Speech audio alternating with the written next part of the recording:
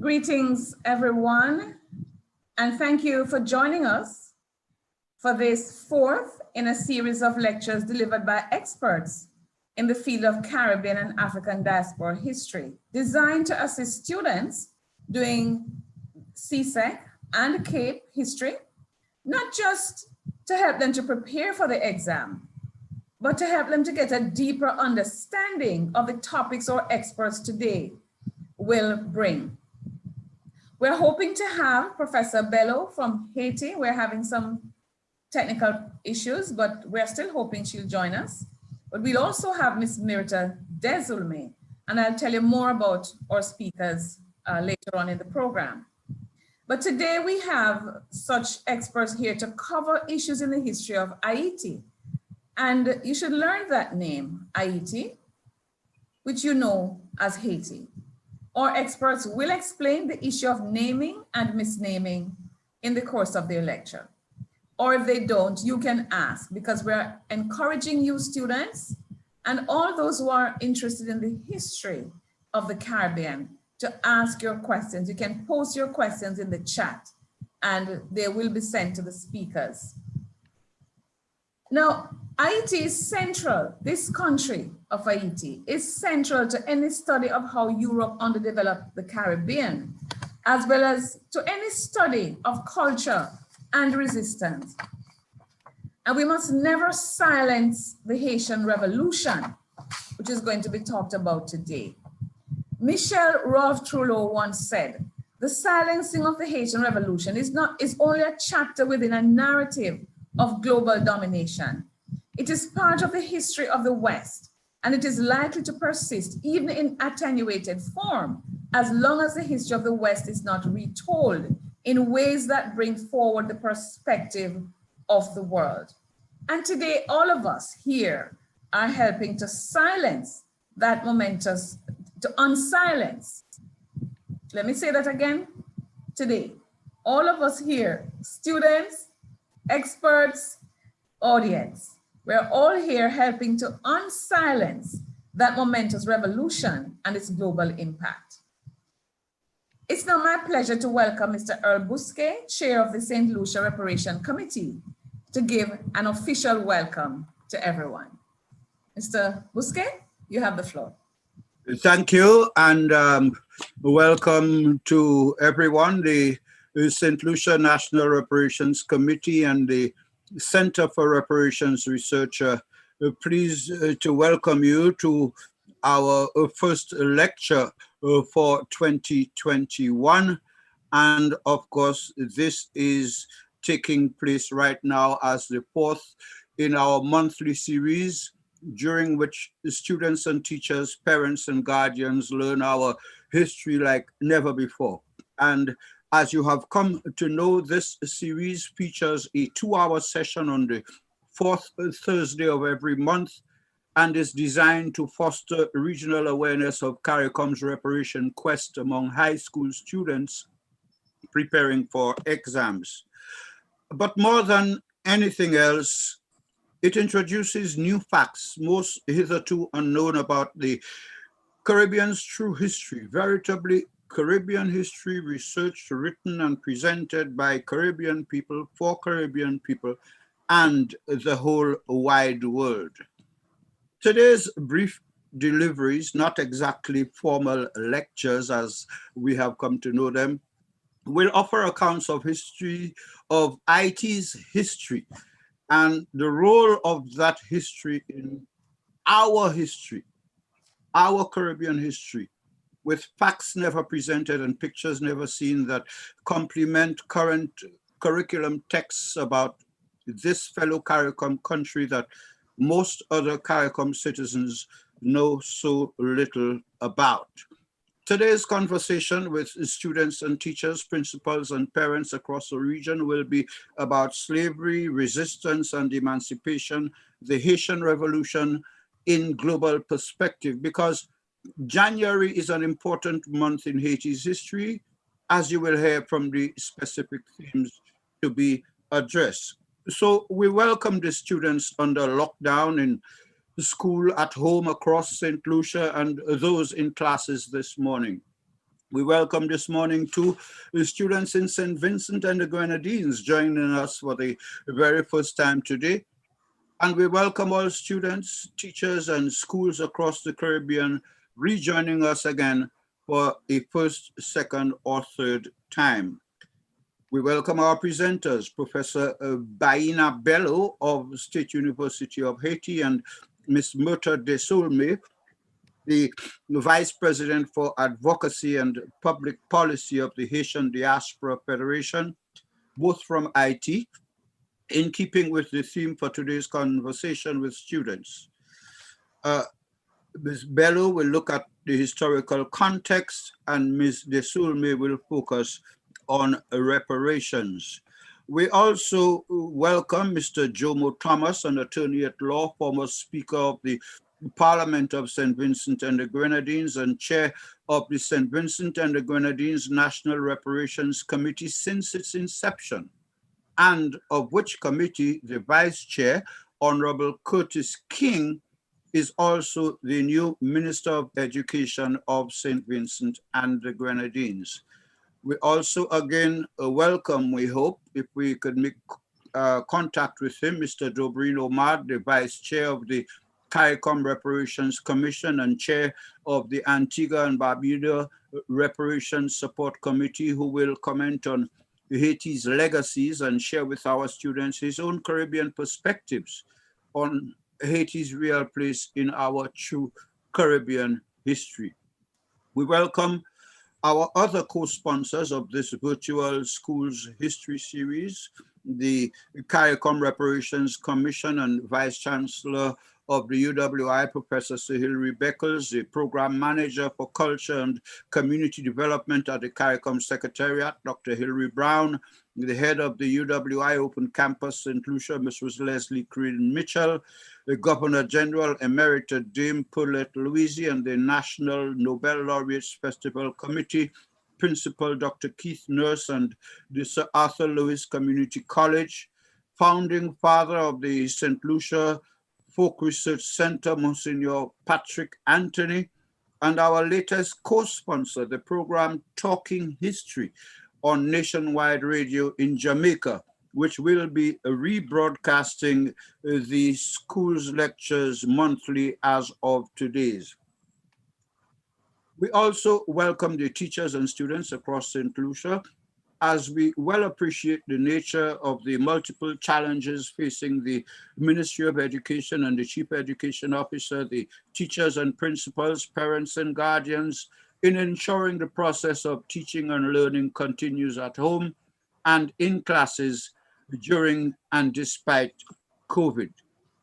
We welcome Madam Moderator, Professor Vereen Shepherd, the Director of the Center for Reparations Research in Jamaica, a Vice Chair of the CARICOM Reparations Commission, a long-standing member of the United Nations Committee for Elimination of Racial Discrimination, CERD, and who also hosts a popular weekly radio talk show in Jamaica called Talking History.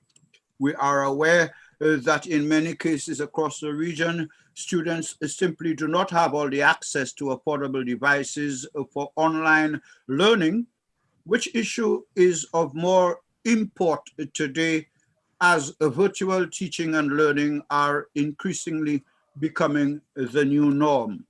We again welcome our students across the Caribbean, and here's a friendly reminder, you don't have to wait until the end of each brief talk presented this morning to ask your questions. You can start as of right now by posting your questions and comments on the Facebook and YouTube links that have been provided. Of course, we will do our best to answer all your questions, but we want to particularly encourage the students at home or in class, wherever, to ask questions and, of course, to keep on asking. Just ask and answers you shall receive. And I also remember Professor Shepherd and the CRR offering a prize in our last session in November for the first student to post a question. Let's see who wins today. So here we go. Back to you, Madam Moderator. Thank you very much, Mr. Bousquet. And yes, The prize is still on the table. It's a special issue of social and economic studies, the special issue on reparation, which we launched recently. So I think that would be a really great prize for someone. And you know, students, Mr. Bousquet is right. You already have in your heads questions about the Haitian Revolution, questions about Haiti. So make sure to post. It's now my pleasure to introduce the Honorable Jomo Thomas. He is a lawyer, politician, and former Speaker of the House of Assembly of St. Vincent and the Grenadines.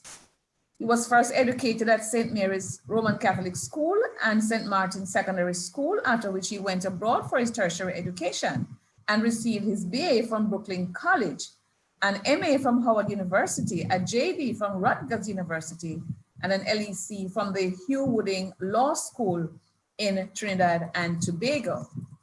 He is a reparation activist. He is a vice chair of the CARICOM Reparation Commission, and he has worked in litigation on behalf of reparation claimants. So he will bring greetings from the Reparation Committee in his own country. As you know, or as you should know, we have a CARICOM Reparation Commission, but we also have national committees. They're called different things, sometimes commission, sometimes council, sometimes advisory groups, but they're all there.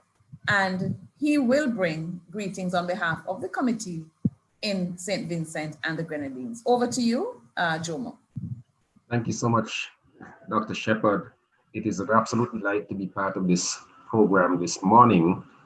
I must apologize to Mr. Shorter because I tell people that this technology came a generation too late for me, and I tried on a number of occasions to respond to his message, and it seems as though nothing would go right.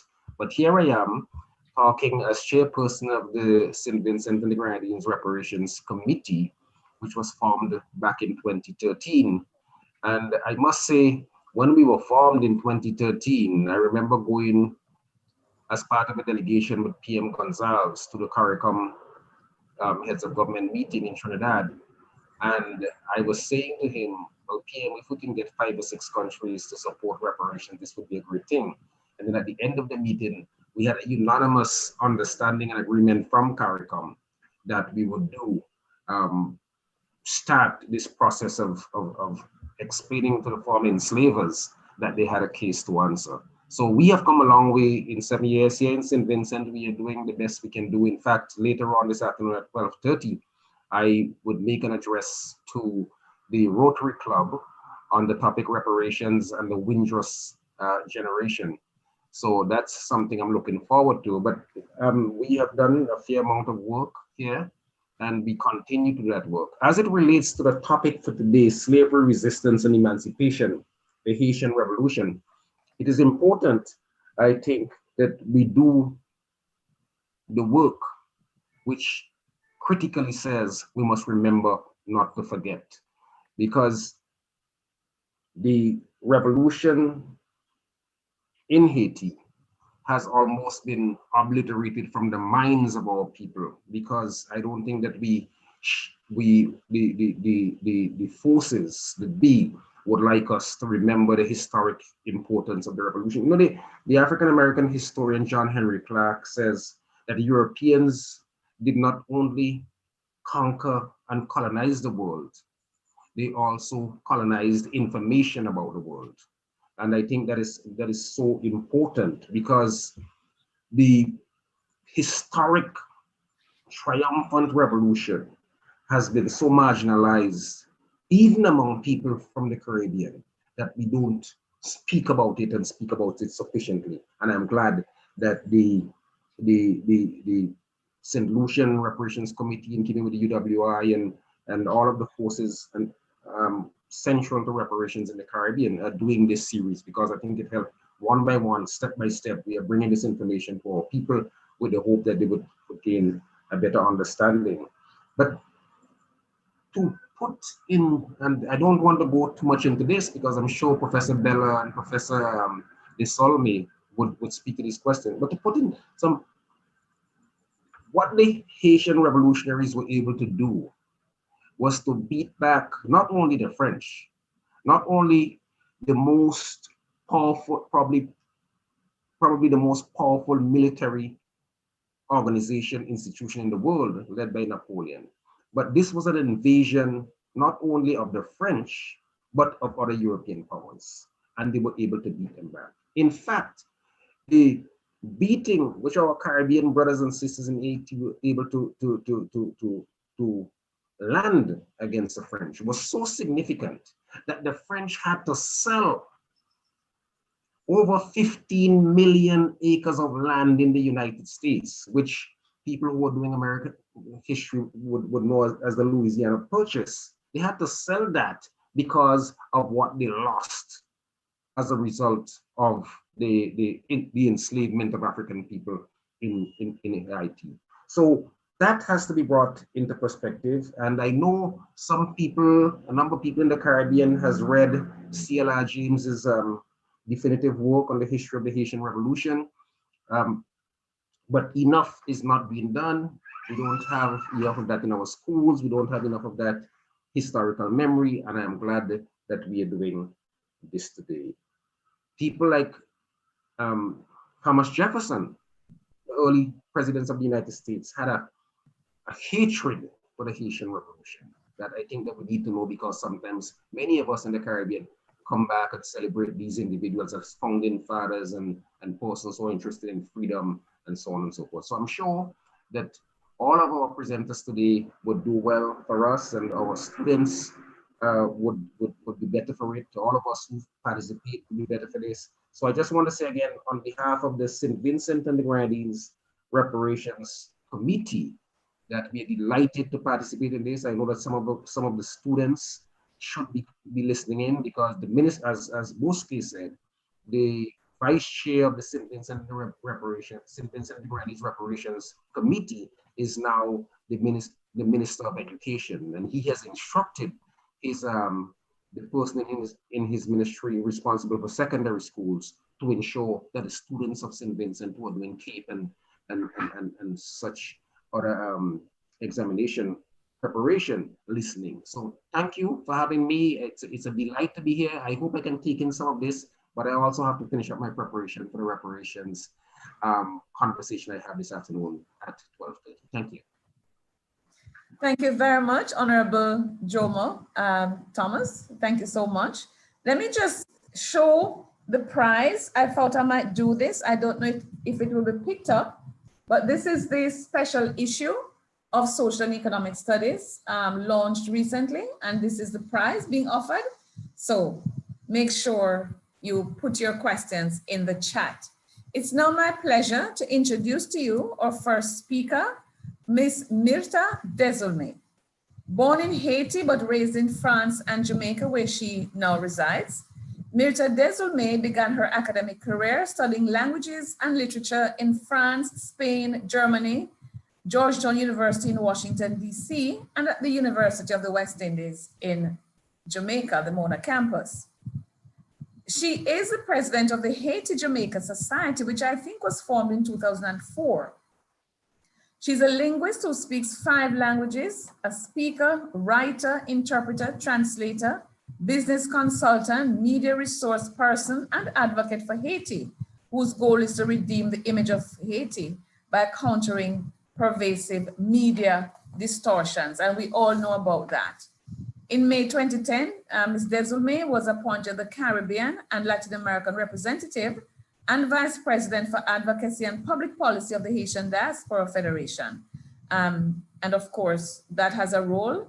This is a role in which she advocates for Haiti and for the civil rights of Haitian migrants and refugees. And I was so honored to be on a trip to South Africa with her as South Africa prepared to receive former President Aristide. Over to you, Ms. Desulmay. We look forward to your lecture. Thank you so much, Professor Shepherd. Thank you, Mr. Bouquet. Thank you, Mr. Thomas. Good morning, everybody. Good morning, Baina. Lovely to see you here today. Good morning, students. Welcome to the 4th Center for Reparation Research and the National Reparation Committee's Regional Secondary Schools Lecture Series. I have decided to add some visuals to my presentation today so you can see who those characters are that we speak of. So I will start with Danny Glover. I don't know if you all are too young to know the great Hollywood star, producer, humanitarian, and UNICEF Goodwill Ambassador, Danny Glover, who is passionate about Haiti and has been trying for years to make an epic Hollywood blockbuster movie about the greatest Black hero of all times, Toussaint Louverture, but has so far not succeeded because the producers he has solicited believe that there should be more white actors in the film. Well, everywhere Danny Glover is invited to speak on whatever subject, he takes the opportunity to speak about the Haitian Revolution. In 2015, I had the pleasure of seeing him at UWI when he was hosted in a conversation by Vice Chancellor Hilary Beckles and chose to speak on the Haitian Revolution. In 2016, on the 40th anniversary of the 1976 Cubana airline bombing that claimed the lives of 73 people and is recorded as one of the earliest terrorist acts in this part of the world, he was invited to speak to the students of Barbados about the bombing, but once again chose to speak about Haiti. And that's important because I bet that most of you have heard that what most of you have heard about Haiti is negative, and probably an endless regurgitation of the fact that Haiti is supposedly the poorest country in the Western Hemisphere and that they practice voodoo, which is an evil religion, right? So it is therefore my aim to change that state of affairs today and to tell you the truth about Haiti. So we will start with Danny Glover, who is passionate about the subject.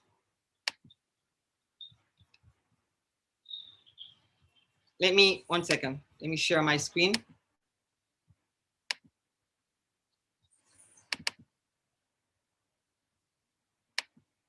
Secondary school students have been told to learn about the history of oppressed people and how they fought for their freedom.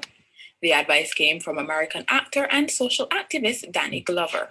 He was speaking at Solidarity House on Wednesday during an education forum to mark the 40th anniversary of the Cubana tragedy. Imagine this. Look at this. We talked about your independence coming 50 years ago. What about a country, Haiti, that fought and defeated the greatest armies in the world, the Spanish, then the French, then the British, and Maitland, a great general, and then defeated Napoleon's army. What about that history? In 1804, declared itself an independent state, declared itself a sovereign state. Only time it happened in human history, never in human history, has a slave revolt resulted in the formation of a nation. And every time, every moment in that period of time, from 1804 to now, today, their revolution, that sovereignty has been undermined by forces who can't imagine the fact that this happened at the same time only 15 years after the ratification of the American Constitution in 1789. This is the history. This is important. Understand your lives around this history. So I wanted to start with this introduction because Danny Glover was speaking to students just like you. And it is my pleasure, privilege, and honor to be speaking to all of you today to challenge you, the next generation, to understand your lives around your history, around the notion that our people accomplished magnificent feats all the way back in Africa, to understand that we have been pioneers on the global stage, that we have forced the issue of universal human rights to the forefront of world affairs in a world that believed that Black people were only 3/5 of a person, that we have shattered norms, that we have conquered empires, that we have revolutionized the world economic order, and that we have imposed our will on the course of history. And Haiti has been a leader in all of these major accomplishments. So it is important that you know that these inalienable rights that we enjoy today were fought for and hard won. They were not merely granted to us.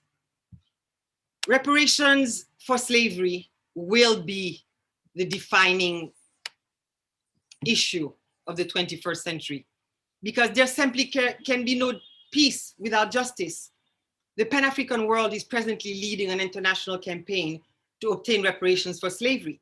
But few know that the only country in the world which had ever paid reparations for slavery was Haiti. Yes, instead of receiving reparations, Haiti paid. Unbelievable, right? For having suffered the first and most egregious case of economic rape by a former colony, Haiti sits at the heart of the reparations movement. The Atlantic slave trade was the largest forced migration in the world, in world history. The entire system of global capitalism was built on the plunder of Africa's resources and the decimation of her children. 12 to 18 million Africans were kidnapped from their homeland. 4 to 6 million died resisting capture and during the infernal Middle Passage. The entire hemisphere became a vast death camp where torture, rape, punitive amputations, murder, and routine mistreatment of slaves were the norm and sanctioned by law. The percentage who survived the Middle Passage could only survive an average of 7 years to the sadistic and inhumane treatment. The unbridled cruelty of the Saint-Domingue planters, which is what Haiti was called before the revolution, became legendary, but it also turned the colony into the richest the world had ever known. An endless supply of new cargo replaced the overworked and underfed who had collapsed under the weight of exhaustion. From this carnage emerged a colossus. John, can you play the trailer for me? Because are you there? Yes, I'm here. Just 1 second. Play the 2-minute trailer for me and mute the audio.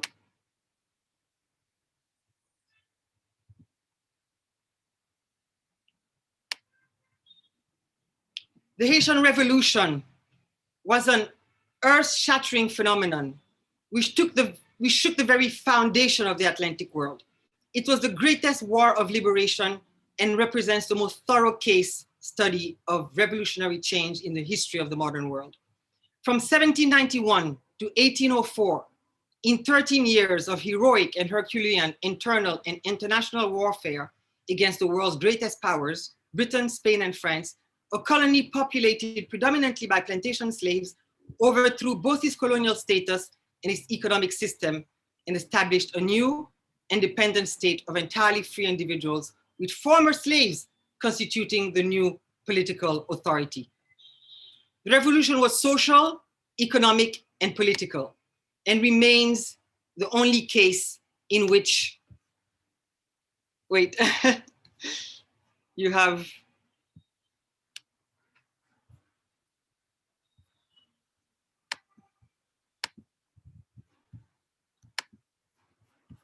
sorry, it took over my screen. All right.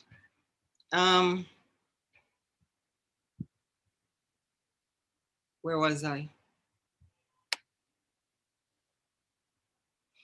The most thorough case, oh yes, okay, sorry. It remains the only case in which emancipation and independence were simultaneous. In this glorious revolution, the African presence stood up for the first time in the New World, and West Indians came to know themselves as a people. The greatest contribution of the Haitian Revolution lies in its fundamental articulation of the notion of human rights, not just in Haiti, but throughout the world. Haiti was the first to articulate a general principle of common unqualified equality for all of its citizens, something which neither the vaunted French or American revolutions did, as they both maintained slavery. I'm sure that many of you enjoyed the Black Panther movie a couple of years ago, right? Well, Haiti became the real-life Wakanda with its strong, brilliant, fierce, and fearless African warriors, male and female, masters of tactical, strategic, and guerrilla warfare, outwitting the enemy at every turn. Their bravery, courage, and fearlessness was such that they were chronicled even by their enemies in their dispatches to their superiors back home. They produced kings, queens, emperors, empresses, and presidents. They were content in their isolation and independence from the world, celebrating their African culture and just wanting the colonizers to leave them alone so they could rebuild their African empire in Caribbean waters. but it was not to be. As the first independent nation in Latin America and only the second in the New World, Haiti was surrounded by viciously hostile slave colonies. Jean-Jacques Dessalines, the first ruler of independent Haiti, you have your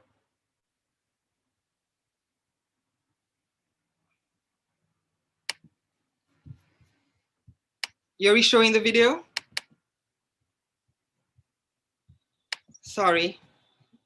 It's okay. I think we've seen the video. You can stop the video. John. Okay, thank you. All right, so.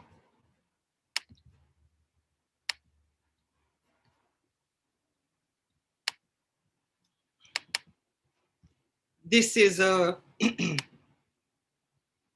picture of Jean-Jacques Dessalines, the first ruler of independent Haiti. As the first, one second. So Jean-Jacques Dessalines, even though Haiti was surrounded by these hostile slave colonies, nevertheless defiantly stipulated in his 1805 constitution that any African who set foot on Haitian soil would automatically gain citizenship, shelter, and the protection of the Haitian state, which was the opposite of the Maroon Treaty. Empire quickly realized that through this breach, the entire world economic order based on plantation slavery would inevitably collapse, as Haiti had created the first haven of freedom for runaway slaves on the continent. All of the Western powers took France's side against Haiti. Realizing that the indomitable Haitians could not be subdued on the battlefield, they quarantined Haiti to prevent her freedom ideals from escaping. No foreign nation recognized Haiti's sovereignty or established diplomatic relations with her. Bellicose navies continually menaced the Haitian coast. The slave-owning West was convinced that its peace and security depended on the annihilation of the Black Republic. The loss of its richest colony was a great blow to France and constituted an insurmountable setback. 1 out of every 7 Frenchmen depended on Saint-Domingue for his livelihood. From 1804 to 1825, France tried to negotiate with Haiti to come back into the fold. The Haitians categorically refused. In 1825, deluged by the hysteria of former planters, who for decades had been demanding compensation for the loss of their slaves and properties, French King Charles X issued a royal ordinance requiring that the former colony pay an indemnity of 150 million gold francs as a prerequisite for France's recognition of her independence. The astronomical sum was equivalent to 5 times France's annual budget, 10 years of Haiti's revenues, and 3 times the value of the entire lost colony. In addition, France decreed that her custom duties should be cut in half, further reducing Haiti's ability to pay. The Haitian people were outraged and refused. When has one ever heard of a victor paying tribute to the vanquished? But 21 years after independence, Haiti was living in an extreme state of isolation, still surrounded by a sea of rabidly hostile slave colonies, fearful that the revolution would spread to their shores and awaiting the first opportunity to attack her for daring to be Black and free. This isolation and ostracism, following on the heels of the extensive devastation of the War of Independence, represented a crippling obstacle to commerce, physical rebuilding, and economic development. In 1825, the demands were delivered by 12 warships armed with 500 cannons. A desperate President Boyer consequently submitted to the extortion by the French government and signed the treaty. Haiti was forced to continually borrow at exorbitant interest rates from French banks, effectively doubling the crushing ransom, which was equivalent to about 40 billion US dollars in today's currency. The momentum of Haiti's vicious spiral of debt and payments continued until 1947. From 1825 to 1947, Haiti was spending 80% of her public resources on external debt payment rather than the vital domestic investments in schools, hospitals, and infrastructure necessary for a nation at that stage of development. The young nation was shackled to a debt that would take 122 agonizing years to pay off, causing continual financial emergencies and political upheavals, distorting and stunting her economy, retarding her development by decades, and chaining her to perpetual poverty. So I'm going to show you King Charles X. I'm not sharing, wait, let me share the screen. Can you see him? Are you seeing him? No, we're not. Have you regained control of your screen from the viewing of the video? Are you seeing it now? We're still seeing you, Mirta. John, can you release the screen, please? And we're coming to the end of your segment, so we do need to get this going. What is the holdup, Mirta? I don't know. John, can you release the screen? Yeah, I've stopped sharing. I stopped sharing after the video. Can you see it now? No, Mirta, maybe you can do that because you'll have a chance at the end to, give some closing remarks. So if you could just take another 5 minutes to wrap up, please. Okay. To wrap up, okay. The egregious case of Haiti proves better than any other the galling hypocrisy of the anti-reparationists who have bled an infant nation, having bled an infant nation for 122 years after centuries of slavery, torture, theft, and exploitation, had already built up the magnificence of France, are now contending that they owe absolutely nothing to the victims of slavery. Haiti is the grandfather of all Black resistance movements, from Garveyism to Black Lives Matter. Not because it was the first, but because it was the greatest. It was the one that succeeded. So Haiti became the rebellious slave that is flogged, hung, drawn and quartered, or whatever form of torture they might choose to use, while the other slaves are made to watch in order to terrorize them so they will toe the line. Haiti, so the equivalent of flogging, etc., in the modern age is maintaining Haiti in poverty and chaos and constantly maligning it in the media. The people who robbed Haiti and built their wealth from her exploitation are the same ones leading the constant drumbeat of poorest country in the Western Hemisphere in order to drill into your subconscious that Haiti is defined by poverty and devastation. As Bob Marley would say, now you look me with scorn. If you look me with your scorn, then you eat up all of my corn. Toussaint Louverture is an iconic figure about whom hundreds of books and poems have been written in a dozen languages. Statues and busts of Toussaint have been erected all over the world, including in several French cities, even though he was killed by Napoleon, who ordered his generals to pretend that they wanted to negotiate a peace treaty and invite Toussaint to a meeting, where he was treacherously captured and taken to France in 1802. There he was imprisoned in a fortress, as you have seen in the clip we played earlier, where he died 8 months later. After his arrest, his first lieutenant, the great Jean-Jacques Dessalines, the picture behind me, achieved independence 18 months later, becoming the father of the nation. While being led away to the ship that would take him to France, Toussaint declared to his captors, "In overthrowing me, you have done no more than cut down the trunk of the tree of liberty. It will spring back from the roots, for they are strong, deep, and numerous." We are those roots springing back strong, deep, and numerous. Yes, we have achieved political independence, but to use a Jamaican proverb, Jacase world no level. Hilen gully yaso, hilen gully deso. And this is what the state of the world, this is what we're dealing with today.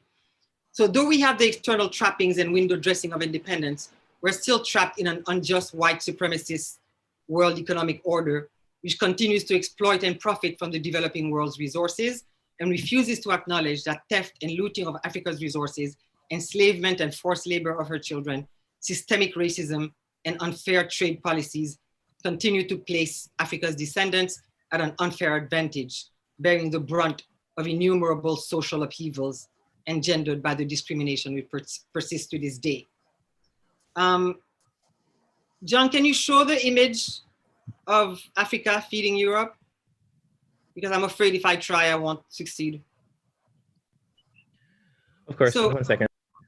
Yeah, so the picture that I hope John will be able to show you, which I didn't want to take up time trying, it is really a true depiction of how the world is organized.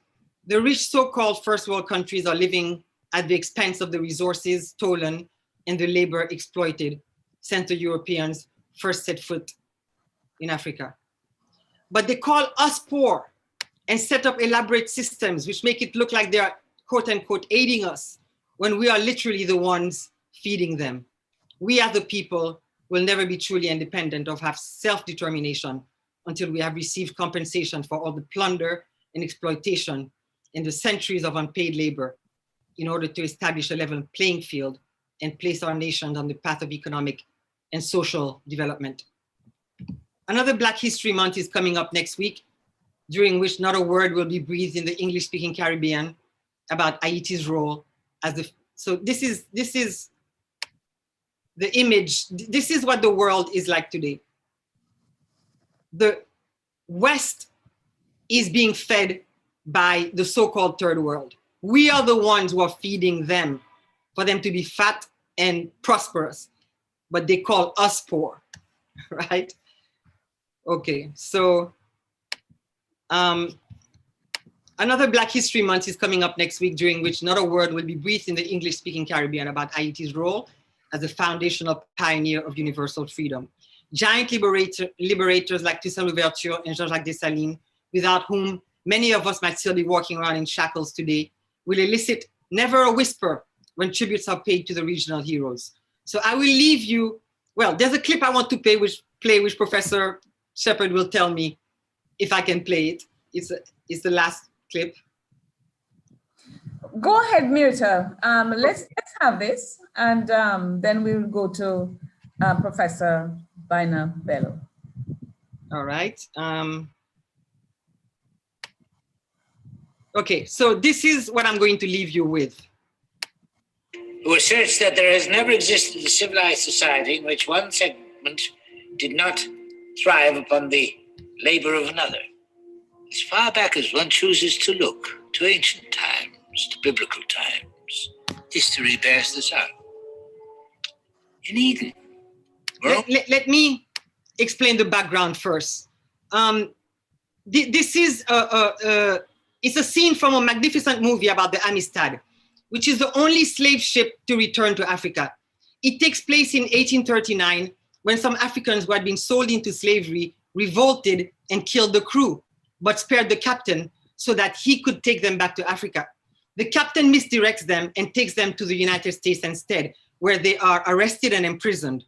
A major controversy arises about whether the Africans are runaway slaves or legally free for being wrongfully captured in the first place. So former President John Quincy Adams agrees to represent them and gives one of the most magnificent courtroom arguments ever.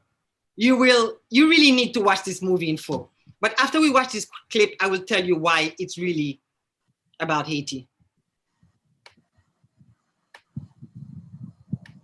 Ago, and here written by a keen mind of the South. My former Vice President, John Calhoun. Mirta, you're not sharing. Would you mind if I shared instead? Who asserts that there has never existed a civilized society in which one segment did not thrive upon the labor of... Is it sharing? Ago. Yes, it is. By a keen mind of the South. It's my former Vice President, John Calhoun, perhaps. Could it be? Who asserts that there has never existed a civilized society in which one segment did not thrive upon the labor of another. As far back as one chooses to look, to ancient times, to biblical times, history bears this out.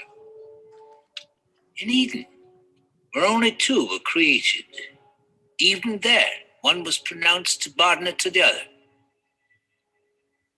Slavery has always been with us, and is neither sinful nor immoral.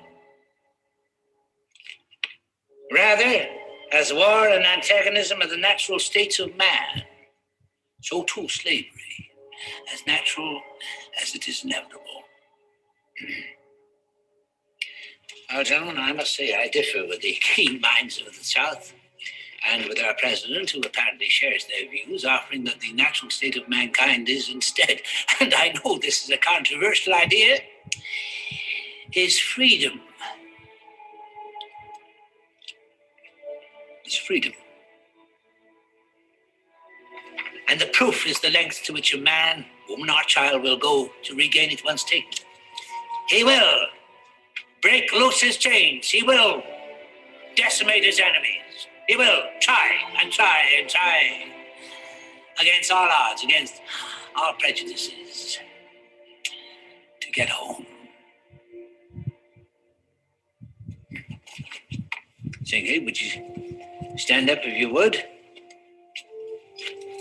So everyone can see you. This man is black. We can all see that.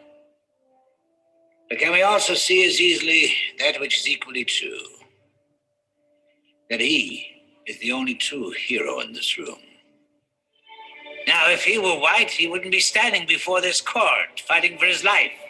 If he were white and his enslavers were British, he wouldn't be able to stand. So heavy the weight of the medals and honors we would bestow upon him. Songs would be written about him. The great authors of our times would fill books about him. His story would be told and retold in our classrooms. Our children, because we would make sure of it, would know his name as well as they know Patrick Henry's. Can we wrap up now, Mirta, please? Huh? What are we to do? Can we wrap up now? Can you just wrap up now? Okay. Declaration of Independence. What of its conceits? John can stop it. All men created equal and inalienable rights. Trying to stop it. And so on and so forth. On earth would you do this? John, can you help? I have a modest suggestion.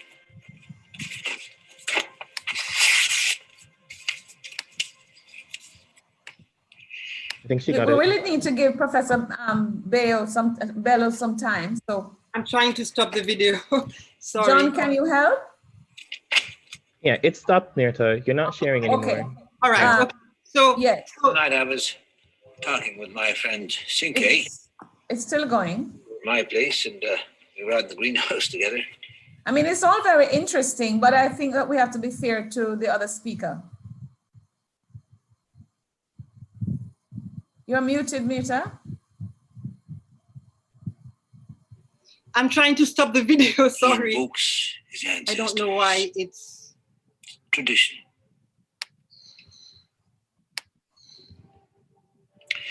See, the men, they believe. I stopped the that if one sharing. summoned the spirit of Yeah, one's but just close the video player instead of trying to pause it or mute it. Just close the player. wisdom and strength I'm looking they for it. fathered 1 and minute. inspired will come to his aid.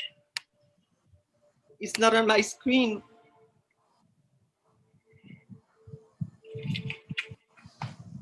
Okay, so perhaps we just have to, if you could just, wrap up nevertheless and mute yourself. Okay. All right. So this is. So I wanted to play this video for you. I mean, would you believe that I cried when I watched that scene in the theater? Because I was like, that is exactly the story of Haiti. If Haiti was a white country, it would be celebrated the world over as producing the greatest heroes that ever lived. But because it is Black, it has been demonized the world over. And school children like you have been brainwashed into believing that Haiti is a terrible place. Not by your schools, but outside of school. So think on these things, and thank you very much for your attention. And I'm sorry if I took up some more time than I was allotted. Thank you, Mirta. And the only thing I would say about that is that one would never know from that movie that slavery was still in the United States of America when all of this drama was going on. Exactly. It's now my pleasure to introduce to you Professor Baina Bello. She first earned an administrative degree in New York State University, then went on to gain a BS in education and an MS in linguistics. Her professional teaching career began in 1969 in the United States while teaching Arabic at Muhammad University of Islam. There she discovered the joy of writing and published several language manuals and children's storybooks. She has lived in and visited several African countries while running an art gallery in Lomé, Togo. Back in the United States, she worked as a publicist at the Museum of Natural History, and after gaining a master's degree in primary education and more teaching experience, returned to Haiti in 1979. There she taught Hausa language and culture at the State University of Haiti. She also founded the Citadel International School, a bilingual school for primary and secondary age children, aiming to aid young Haitians returning home. As one of Haiti's preeminent anthropologists from the State University of Haiti, Professor Baina Bello is among those professional educators to have dedicated her life's work to the struggle for human rights and dignity for the Haitian people. A humanitarian and advocate in her own right, Professor Bello continues to contribute time and resources to assist in the development of programs based on a procedure conceived by her, preserved by her. Fluent in Haitian Creole, French, English, Arabic, and Hausa, she is currently working as professor at the State University of Haiti and runs the Foundation Marie-Claire Hures Félicité Bonheur Dessalines, better known as Fondation Félicité. It's such a pleasure to have her. I'm glad we were able to connect with her, and you have the floor, Professor. Thank you. Greetings to everyone. But first, greetings to all those who went before us, all those who created the path for us to follow, all those who live with the power within, who trusted in our ability to come out of any situation, such as Dessalines, Claire Heureuse, Sanid Belair, Gonditon, Macandal, Women La Prophétesse, and all of them.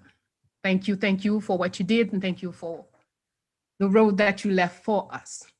And thank you to you who are here today. Thank you for those who invited me, Professor Shepard, Mr. Thomas, Mirta, beautiful. You did 90% of the work. All I have to do is deal with other things. Thank you. Beautiful work. Okay, so I really want to concentrate on the part that we say education. If I go back to our theme, we said the theme that I received was decolonizing education is an imperative. I'm probably misquoting. Let me pull it so I would say exactly what you said. Decolonizing education in the Caribbean is justice imperative. Yes, indeed.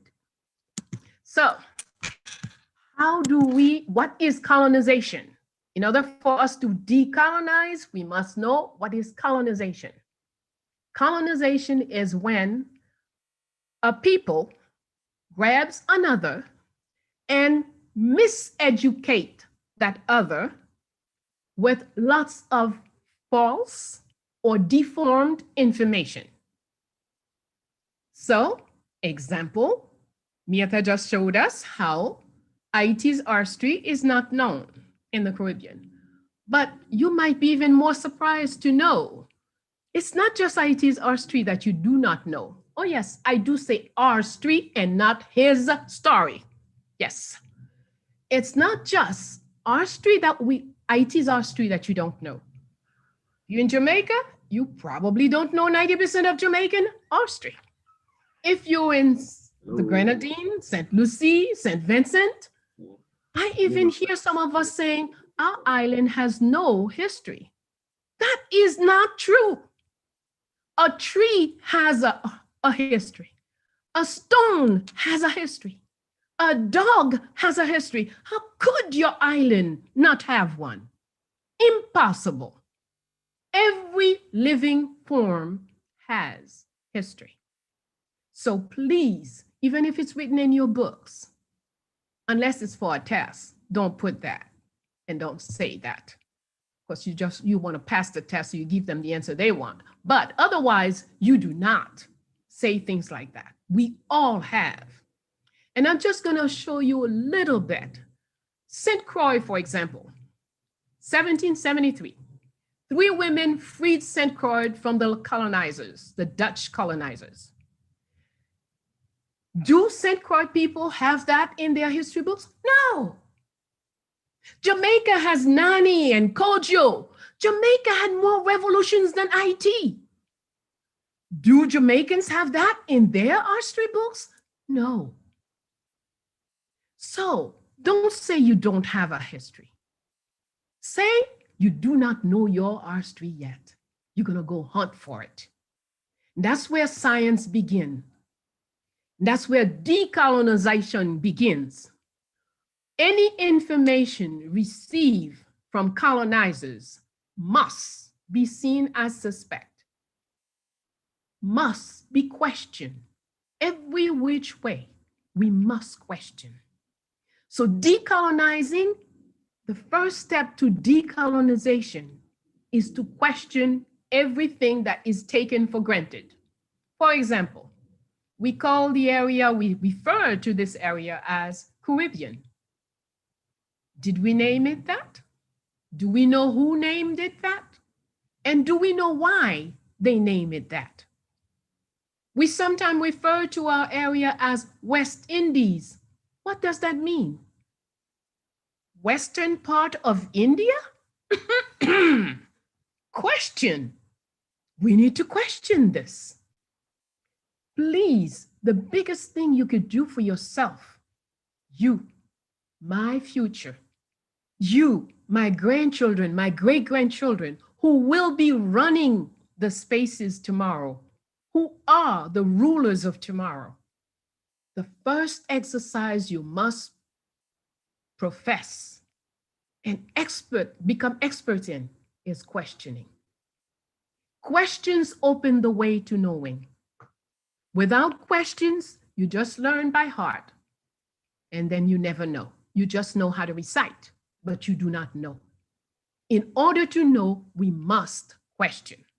So, as I began to question his story that I had learned about Haiti, that had nothing but males in it, women are occasionally mentioned as the wife of. So they're not really, you don't know anything about Marie-Claire she's just the wife of Desulmay. Toussaint had a wife, but who knows? Nothing is mentioned of her. But she is Suzanne Simon Louverture, and she reads and writes French much better than Toussaint. And they tell us that Toussaint learned to read by himself.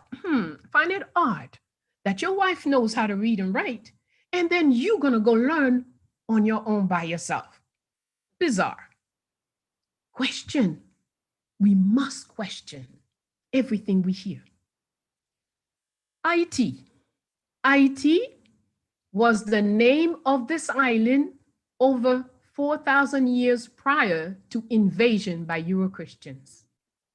I repeat, Haiti was the name of this island over 4,000 years prior to Euro-Christian invasions. So, for 312 years, they did their crimes, they committed their crimes here. Slavery is a crime. And all the other crimes within the slavery system are crimes. We must see them as such.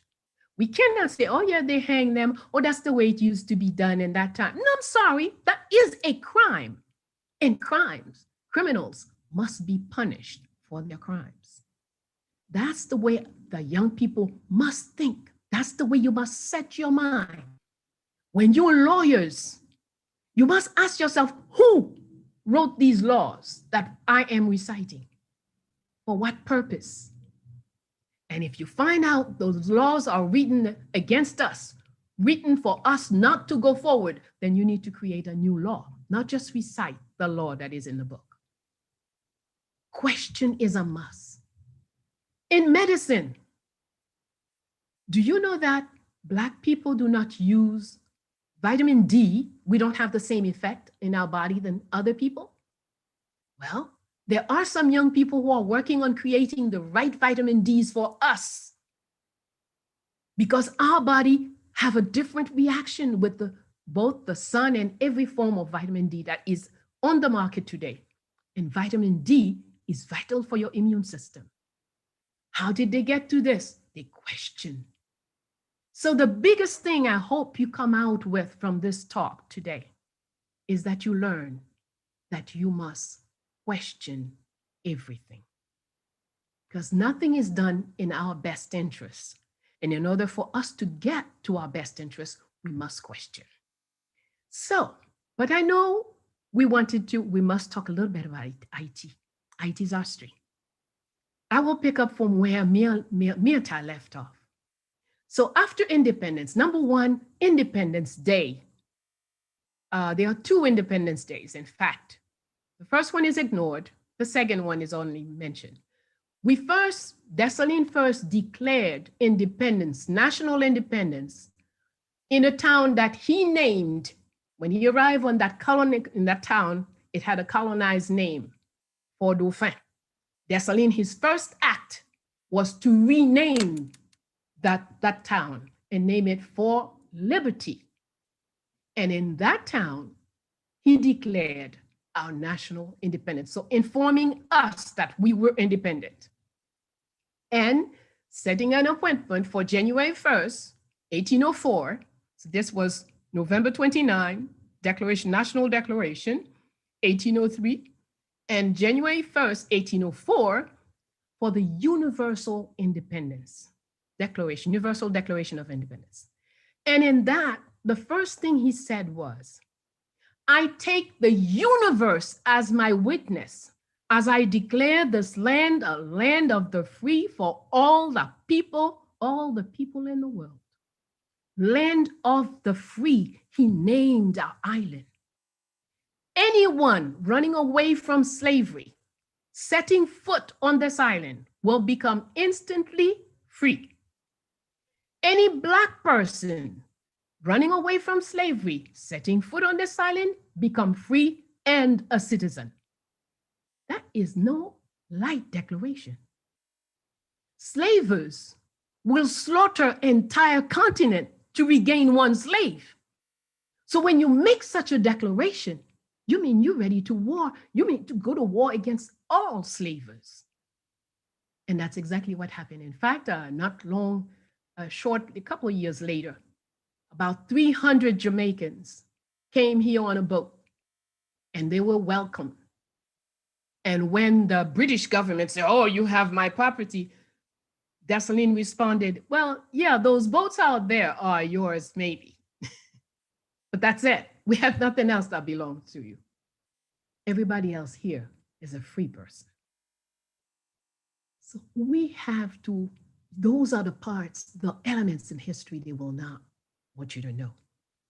Haiti, in October 8, 1804, was an empire who created an empire with Jacques as Emperor First of Haiti, Empire of Freedom.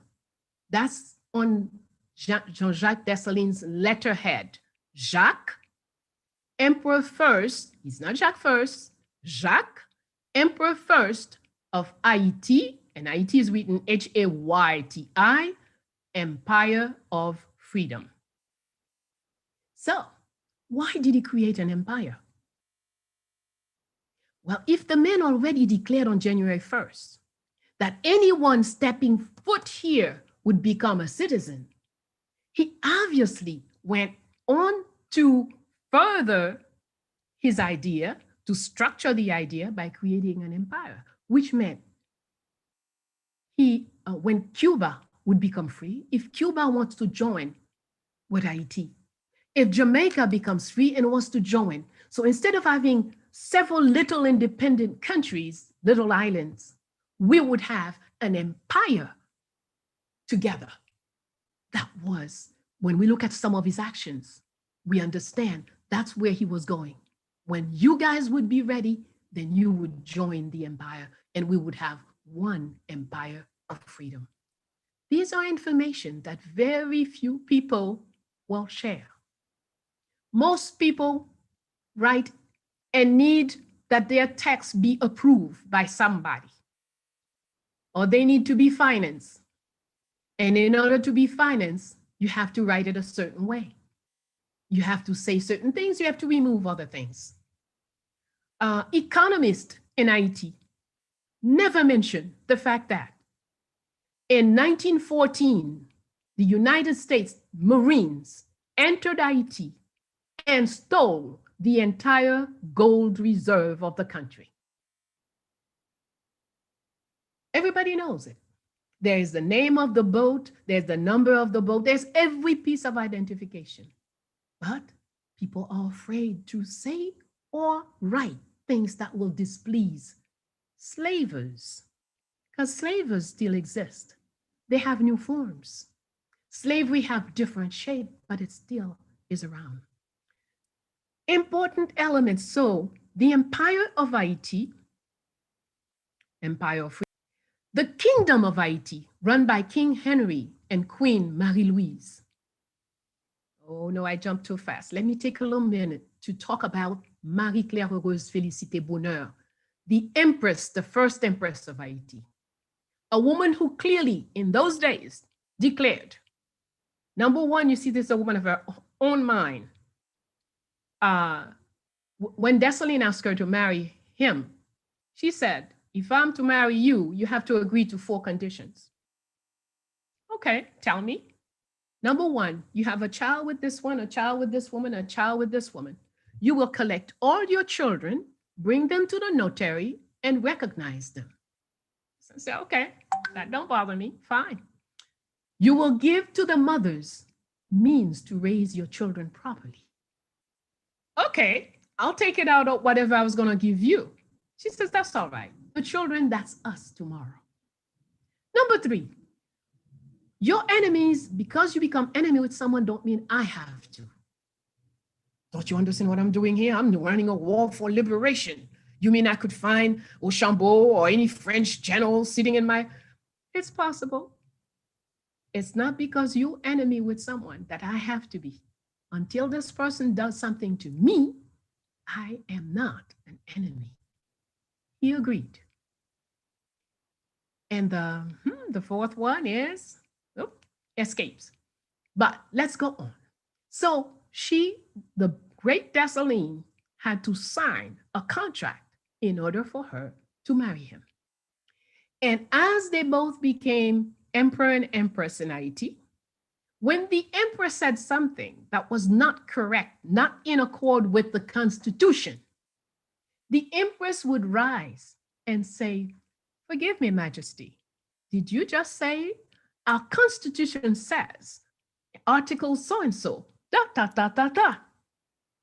And Desulmay would say, yeah, what I meant to say was, he would correct himself.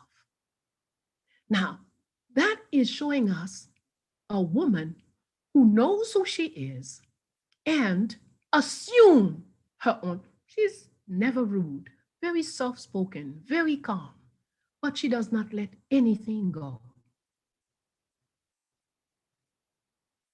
She lived to be 110 years old. That's another thing. They're always telling us, oh, slavery was so harsh, nobody could survive 7 years, nobody could survive 10 years. Oh, Toussaint was killed at 59. Desulmay was killed at 48. Toussaint's adoptive mother, Grande Pélagie, was alive, was 105 at the time of his arrest. Toussaint's godfather, Pierre-Simon Baptiste, was 116 at the time of Toussaint's arrest, and is the only person who walked from Henry to Gonaïves, who followed Toussaint all the way to Gonaïves. The only one that the French could not chase away, 116 years old. And there is a quote of Toussaint that I like to repeat.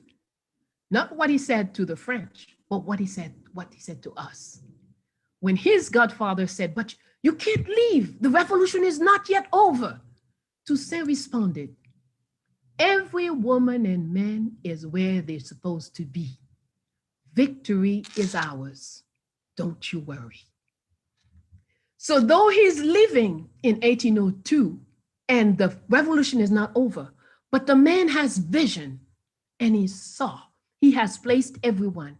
And if you look at Haiti's history, you'll find all the people who ruled Haiti, most of the people who ruled Haiti for the first 25 years, all were made general, were given their higher ranks by Toussaint Louverture. So he did his job. He did it well and he knew what to do. He had vision. That's another thing we must develop: vision, discipline, courage. These are three vital elements if we want to create nations, if we want to build nation, if we want to decolonize ourselves. We must invest in vision, discipline, courage. Without courage, you can't speak your mind. You can only recite what others write. With courage, you'll take your own stand, even if the whole world say something else. That's their problem. I remember the first time I spoke in IT about women in IT's history. Several professors, male professors, got up and left. One professor said, oh, Desulmay would never tolerate some woman talking to him. He would slap her down. I said, oh, I'm glad you're telling us about you. Of course, they were vexed. But that's today, everyone mentioned the women, even if they don't know much about it, but they will mention, they know that they were there. But 30 years ago, everyone was not of that position, did not have this position. So we need to know Desulmay's, the empire of Haiti, need to study that, need to study the kingdom. The kingdom of Haiti is when Haiti rose to great economic height. At some point, Haiti made her own money, by the way. That too, economists will never mention to you. Haiti is the only country in the Americas who minted her own gold and silver coins under King Henry. And that money had risen to such value. Some say that you needed 10 to 25 US dollars to have one gourd. I've even heard some people say 50. I don't know, I haven't done the research. But one thing is for certain, everyone says the value of our golden and silver coins was higher than the US dollar. That much we can be sure of. So, what happened? How come after the king, during the kingdom, Haiti had 200, a marine force of 220 boats, a commercial force of 200 boats. What happened to all these boats? What happened to the fleet? Haiti had the best, not the best, only two countries had it. The US and Haiti had, what do you call, people to, when there's fire at sea. So you have to, firefighters, okay, a firefighting system. We had the best system. People liked ours best because when we come to help you, we help you first. And then we sit down and figure out how you're going to pay us. Whereas other people, you don't pay them first, they're not coming to help you. So we have to study the kingdom of Haiti. But I also encourage each one of you in each one of your islands, go find your own artistry. We don't know if Haiti is the best. We know it's the better known, the one that they could not hide completely. But we must find out, what did St. Vincent do? What did St. Lucie do? How did Le Grenadine fought against slavery? No one just accepted slavery. Impossible. Every people fought to some degree. The other element I want to bring to your attention is 1492. They like to tell us very funny stories. They're the only ones telling they are the criminals. Criminals are major liars. So we're taking the words of a liar as fact. We have to be clear on this. 1492 in Haiti, what I've come to understand, when those 3 boats arrived, they were fighting among themselves about coming on land on one of the boats. And the fight got so bad that they set fire to the boat, and one boat burnt right out there in sight. So Guacanagarik, who was the ruler in that area, sent the young ones to go help the people who were drowning. Now they're at sea drowning, their boats is burning, etc. So they brought them ashore. And Columbus wrote in his journal that these people are so naive. They don't know anything about stealing, because every button, every little thing they find in the sea that they figured belonged to those people who were in the boat, they brought everything to them. They did not take a thing.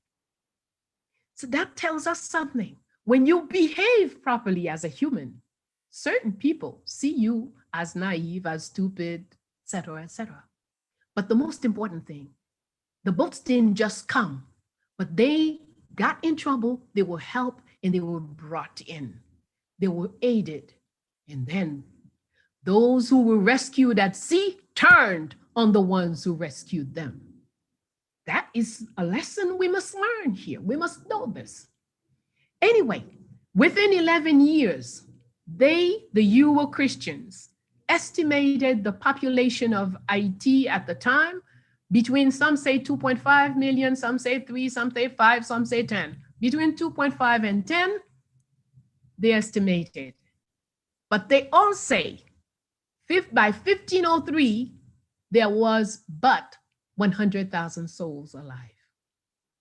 That means what? No matter what the original proper number is.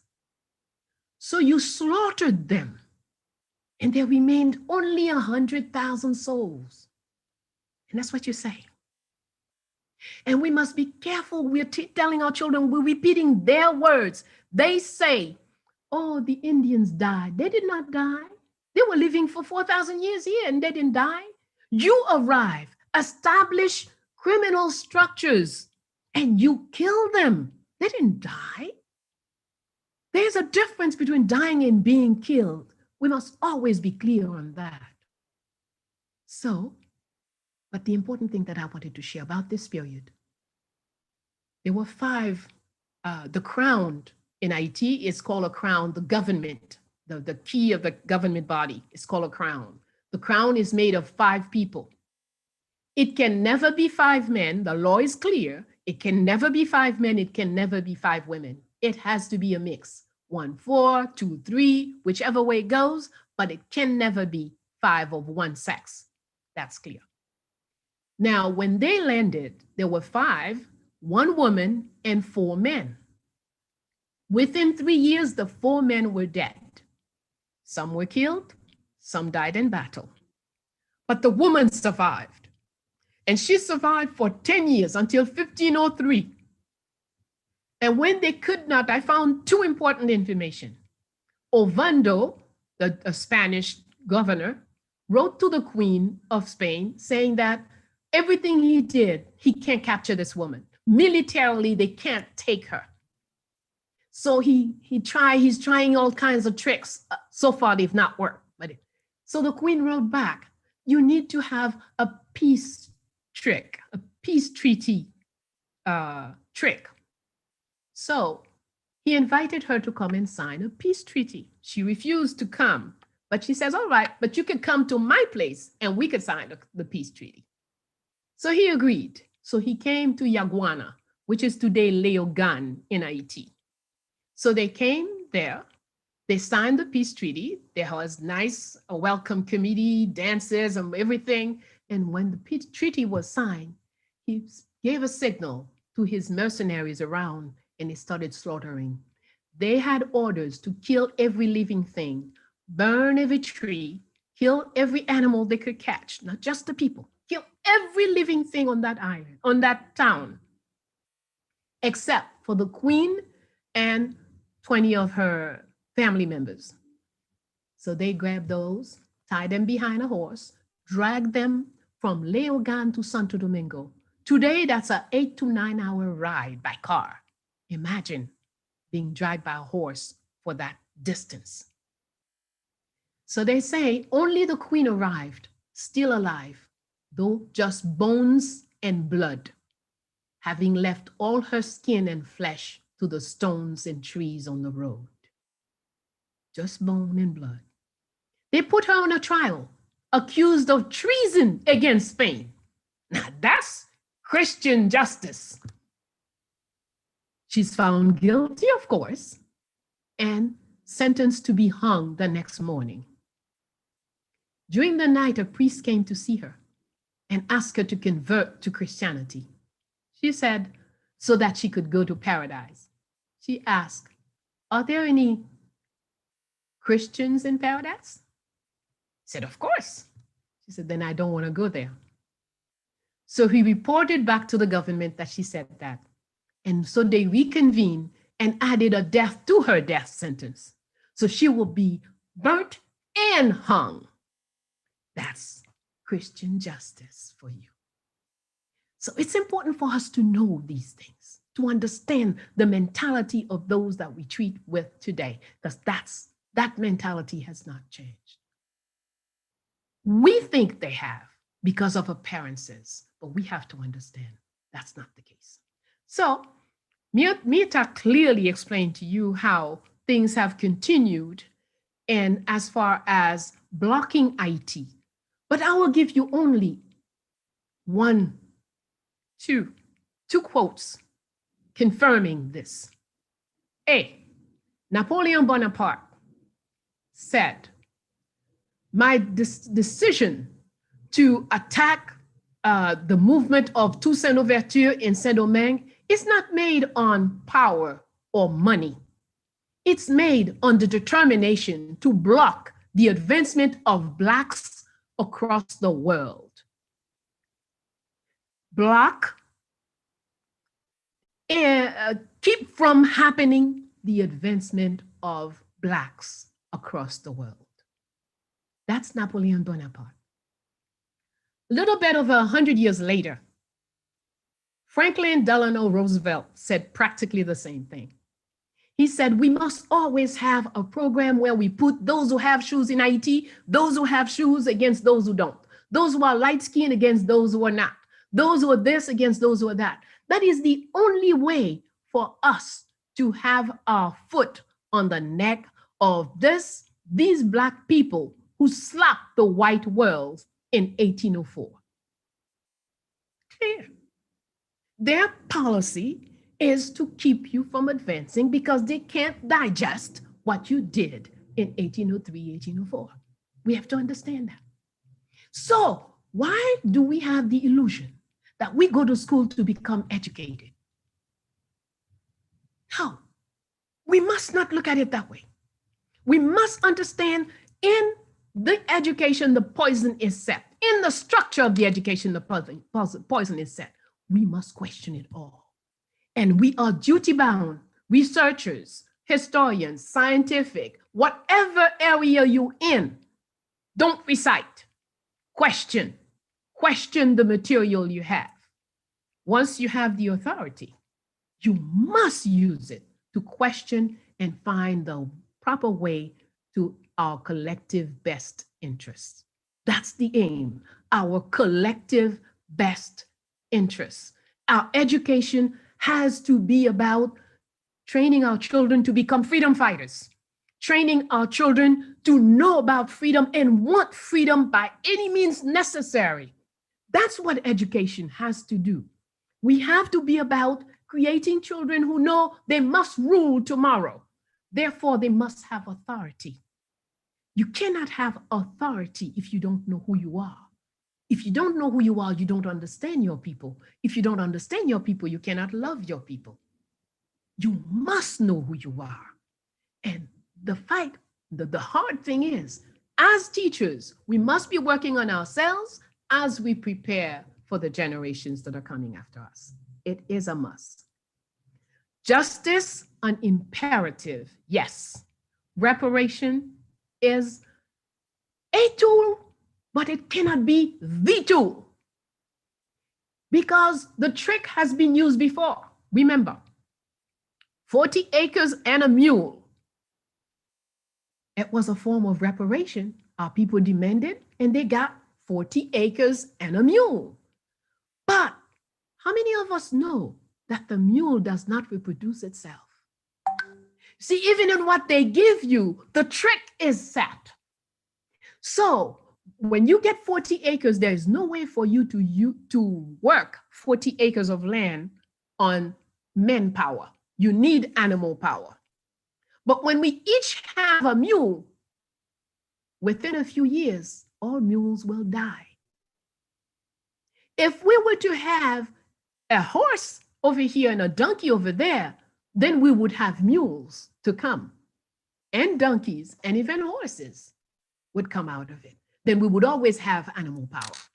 But if you only get mules, mules do not reproduce themselves, and therefore, within a short time, you had 40 acres that you couldn't keep. And that's why most of us who had received the 40 acres and a mule have nothing today. And always there is a trick. So we have to be, the first thing we must do is free our minds. Free our minds. Develop our heart so we can rely on ourselves. And then we can talk about the reparation as we will put it into the words that we need to, but we cannot see it as the number one tool to become free. Freedom must be from within. Freedom is divinely given to us. We were born with freedom in our genes. So we must develop a culture of developing that freedom. So we think freely, we speak freely, and we act freely. Then when we get this or that to help to facilitate our work, that will be fine. But that and this cannot be the tool to become free. I bless each one of you, and I'm counting on each one of you, young people from St. Vincent, from St. Lucie, from La Grenadine, from Trinidad, from Jamaica, whoever you are, wherever you are listening to this, know that in you, the divine lives. You can have all the power you want if you train yourself to awaken the divine in you. And that's why they detest Voodoo. In Voodoo, we know where the divine is. We don't look for it up in the sky.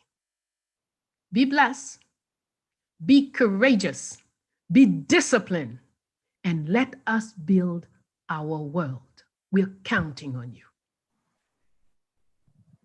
Thank you so much, Professor. That was truly powerful. And I thank you for your work to ensure that we know the role of women in Caribbean history, in the history of Haiti. And I also remind our students that there is a work on women in the Caribbean. It's called Women in Caribbean History, which I wrote, and it's on the CSEC syllabus. And because the whole issue is that we have to ensure that we don't silence our ancestor women's voices. And therefore, I thank you for what you have done. And thank you for reminding us about the history of the Deep Nine. That boat with African people, they stowed away to Haiti. And when the enslaver asked back for his property, he was told, Black people are not property in this country. No one is property in this country. You can have back your boat, but not the people. So thank you for reminding us. Jamaicans should know this history, because there is still across the Caribbean, including in Jamaica, an attitude towards people from Haiti. And we have to get rid of this, and we have to remember that Haiti sheltered Jamaican people, people from across the Caribbean. Once you got to Haiti after freedom in Haiti, you were a citizen of Haiti. It wasn't only that, okay, you can stay here until you want to go back. It is that this is your home now. So the regional reparatory justice focus of Haiti, the regional liberation struggle, the ideological preparation for saying we are one. We have to honor Haiti for that. And we know that Boukman Doty from Jamaica helped in that war as well. So we are connected people, and I think that we should live like that. And thank you, Mirta Desulmay, for starting us off, reminding us about how the liberation struggle went on and who are the heroes and heroines of the liberation struggle. Who should be called abolitionists in our culture? The abolitionists are named in some of the texts as Newton, as Wilberforce, and a few European women are put in there as well. But the abolitionists are our freedom fighters.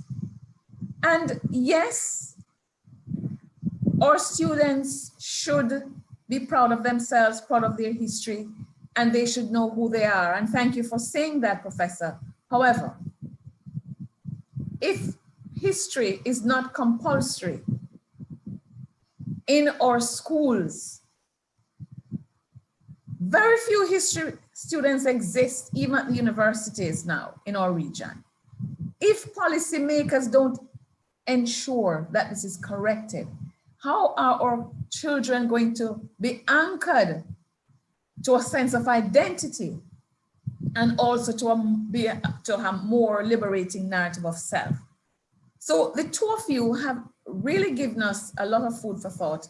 The students will benefit from this feast this morning. And there's already a question, and each of you can take this question. It is coming from over on Facebook, because this is being streamed on Facebook, and it's from Eric Michael Washington. And he says, I would like more expansion on why Dessalines declared Haiti an empire. And he said, this is an open question for me, but I'll raise it in class. So let me start with Mirta, and then Professor Bello can also take that. Mirta, you want to answer Michael? Well, the Haitian revolutionaries were dealing with France, and Napoleon was had named himself emperor, right?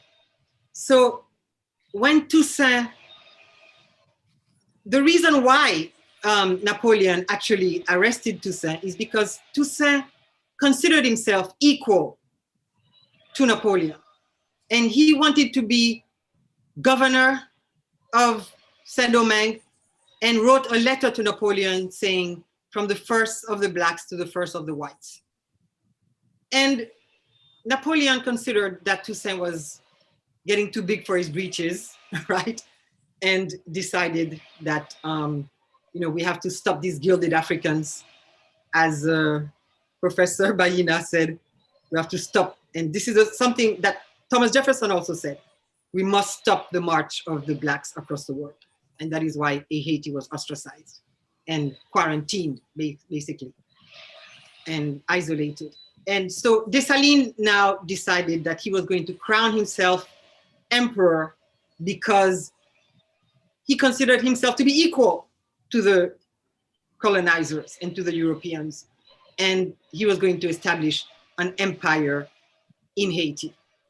And not only an empire in Haiti, but a regional empire, right? Where all people who were oppressed, because the word for men in Creole is nègre, which means Negro. So Dessalines put in the constitution that all men are black, all Haitians are black. Even the Polish forces who defected from Napoleon's legions and stayed in Haiti to fight on the side of the revolutionaries who were white, they became honorary blacks. So Haiti had honorary blacks before South Africa had honorary whites, right? That's how proud they were of the African heritage. And he said, all men are black, regardless of your color, regardless whether you're brown, white, red, all men are black and all men are free. and we are going to be the land of freedom, and any man who sets foot in Haiti will be free. And we're going to create an empire of freedom across the region. So, but Professor Baina, who is... Yes, let's hear from Professor Baina.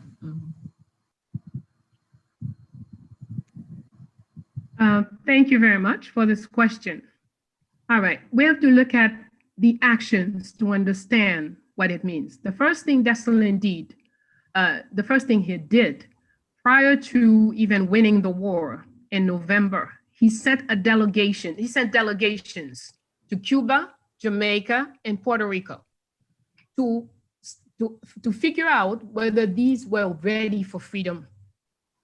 So the delegations came back in December and said, they don't look like they're very ready and whatnot. So that's okay, they will eventually be. So that's the first element that made us realize that he's not just fighting on this island unaware, okay? The second thing, Desulmay has a speech where he says he heard that Delgres and some of the people in Martinique were being tortured and blown away by the French and doing all kinds of harm. He says, whoa, my goodness, I am so annoyed with myself that I can't send an army to go help you in Guadeloupe and Martinique. So the mentality of Desulmay we see is anytime he would hear that this is going on here and this is going on there, it was as if it were doing it to his child, to his mother, to his sister. So his whole mentality is that he view all of us who are under the Ma'afa, under slavery, are one family, okay? Now, when I already said about the Declaration of Independence, where he said, everyone stepping foot here would be. But then when we look at the budget of 1805, or the little piece of it that I found, the budget of 1805, the fourth line of budget is money to help those who are fighting for freedom. I mean, a country who just come out of 312 years of slavery, 14 years of structured war, and the fourth line of budget is money to help those who are fighting for freedom. And that's why when Miranda run into trouble, go look at the story of Miranda. It's a long story. France says, yes, come, I'm gonna help you. When he goes to France, they put him in jail. The United States say, yeah, come, I'm gonna help you. He gets all kinds of problems. Finally, he had to run away from the US. And as they were shooting his boat down, Haiti sent boat to pick up his boat and bring him to Haiti. And we helped Miranda and his men recuperate, a few men that were with him, and then gave Miranda money, weapons, boats to go and continue his fight where? In Ecuador. Miranda was fighting in Ecuador. We sent him back to his fight, well equipped to continue his work. Later in 1807, the president of Haiti is going to repeat the same thing with Simon Bolivar. Bolivar was in trouble. We gave Bolivar money, people, weapons to continue his fight. So Haiti's mission, Haiti's destiny is about bringing freedom about, no matter where. I'll go further. When Greece was under famine and no European country would help Greece because everybody was worried about famine coming to their borders, Haiti sent tons of coffee to the Greek government and told them, sell it and feed your people. Haiti. So, as I say, the little bit I know about Haiti's history is very little. But to answer the question about all these examples, I hope make you understand the vision of the empire that Desulmay was thinking about. Yes, thank you. And there's another question. How did the island become divided into Haiti and Dominican Republic? So that's one. Let me read another comment. Eric followed up his first question by just making a comment. He said, Haitian Revolution directly affected my ancestors who were enslaved in Louisiana. And there's a comment from Liz Correa: decolonizing our history needs to begin by voicing the resistance of our indigenous people, or African ancestors and our women ancestors. So those are just comments, but I think the reference to Louisiana ties in with what you were saying, Professor, about the empire, the vision of empire and the vision of carrying liberation, not just across the Caribbean, but across the Americas, actually, based on what you have said. But I think because we're talking to young children, to students, we should answer the one about how did the island became divided into Haiti and Dominican Republic. You want to take it, Professor? Yes, thank you. Yes, okay.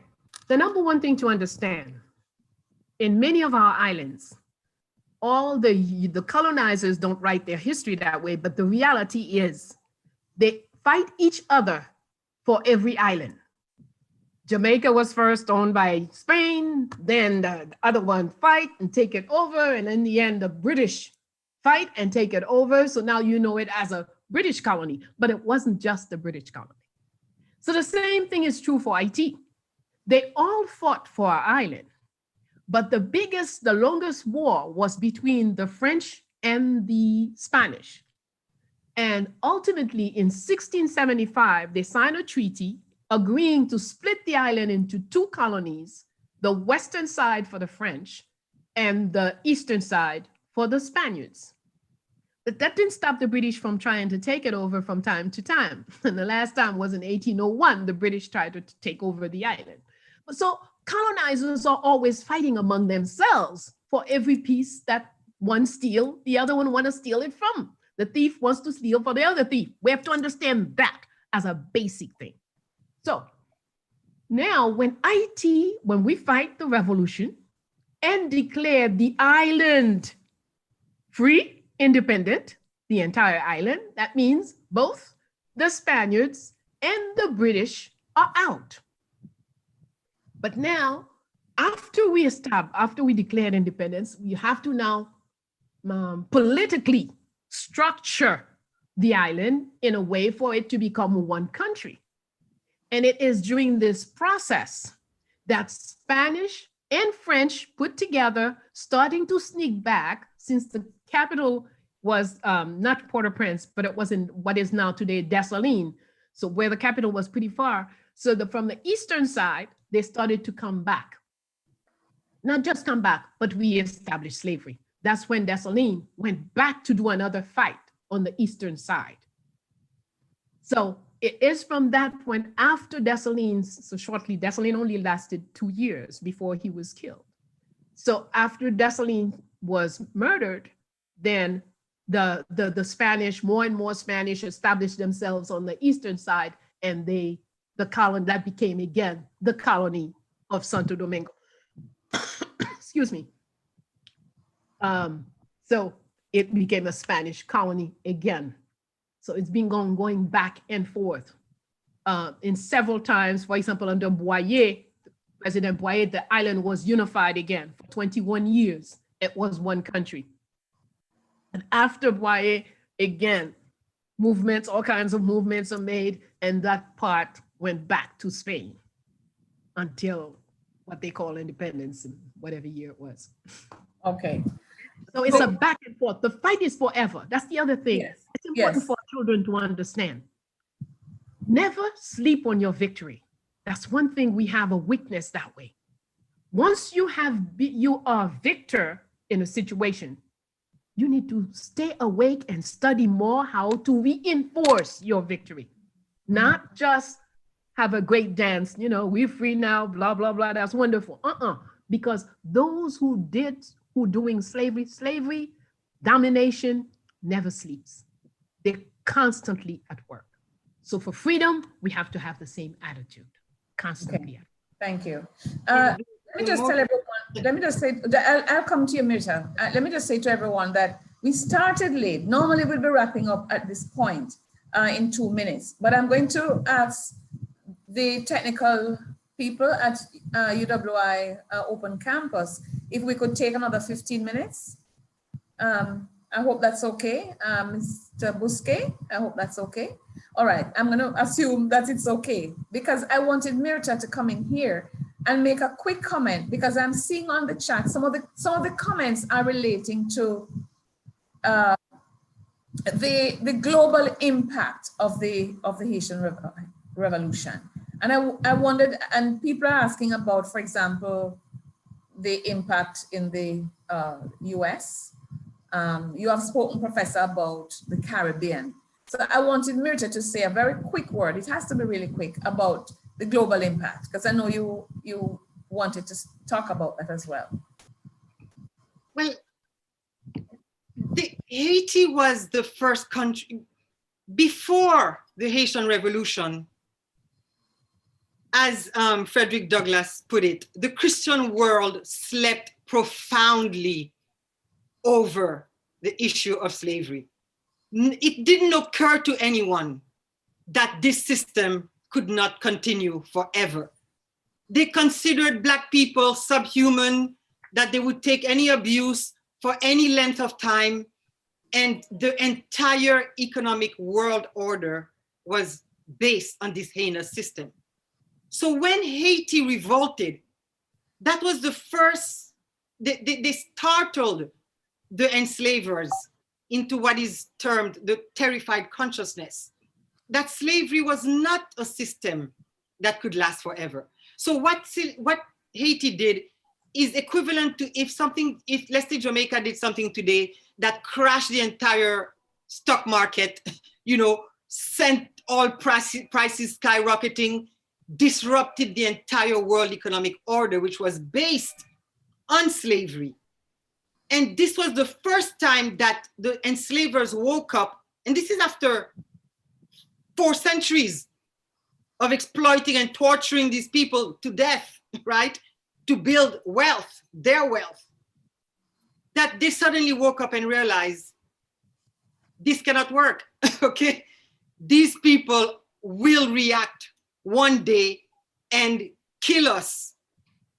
They're human beings, they have feelings like us, because in order to justify slavery and being Christians, they had to pretend that the people were subhuman. So that means that they could go to church and say they believed in God and be buried in the glory of the Christian faith while torturing and enslaving millions of people. So in order to kind of justify that dichotomy, they had to convince themselves that they were not human beings. And Haiti was the first country that startled the world into realizing the system is not tenable. And that is what drove Britain, which claims to be the first abolitionists, they were not, okay? In 1807, that realization came home, and that is when Britain abolished the slave trade, not slavery, in 1807. And that started the cycle of emancipation and decolonization in the world, right? So that is really the most, and the idea of human rights is not until 1948 that the United Nations drafted a Charter of Human Rights after the Second World War in reaction to the Nazi Holocaust against Jews. So before Haiti, there was no Charter of Human Rights for all people. The vaunted French and American Revolution that claimed that we all considered, well, is considered worldwide to be the greatest revolutions, were only for white people. And the American Constitution even said that Blacks were 3/5 of a person. So Haiti is the first country to establish universal humanity, the concept that all people are free and equal. Okay. Because even, okay. Yes, no, absolutely. Finish your sentence, Mirta. So even, the American Constitution, that we take this truth to be self-evident, that all men are created equal, and the French, have liberté, égalité, fraternité, they did not live up to those lofty ideals. Haiti is the one that said, this is hypocritical. This is a lie because it does not reflect that all men are free and equal and human. Yes. In fact, that's interesting that you talk about a universal declaration of human rights. in fact, what the colonizers were doing, instead of talking about human rights for everyone, that wasn't their vision. Their vision was enslavement, and their charters, if you want to put it that way, were actually codes to oppress the siete partidas, to control enslaved people and define them in the Spanish colonized region, the Code Noir for the French.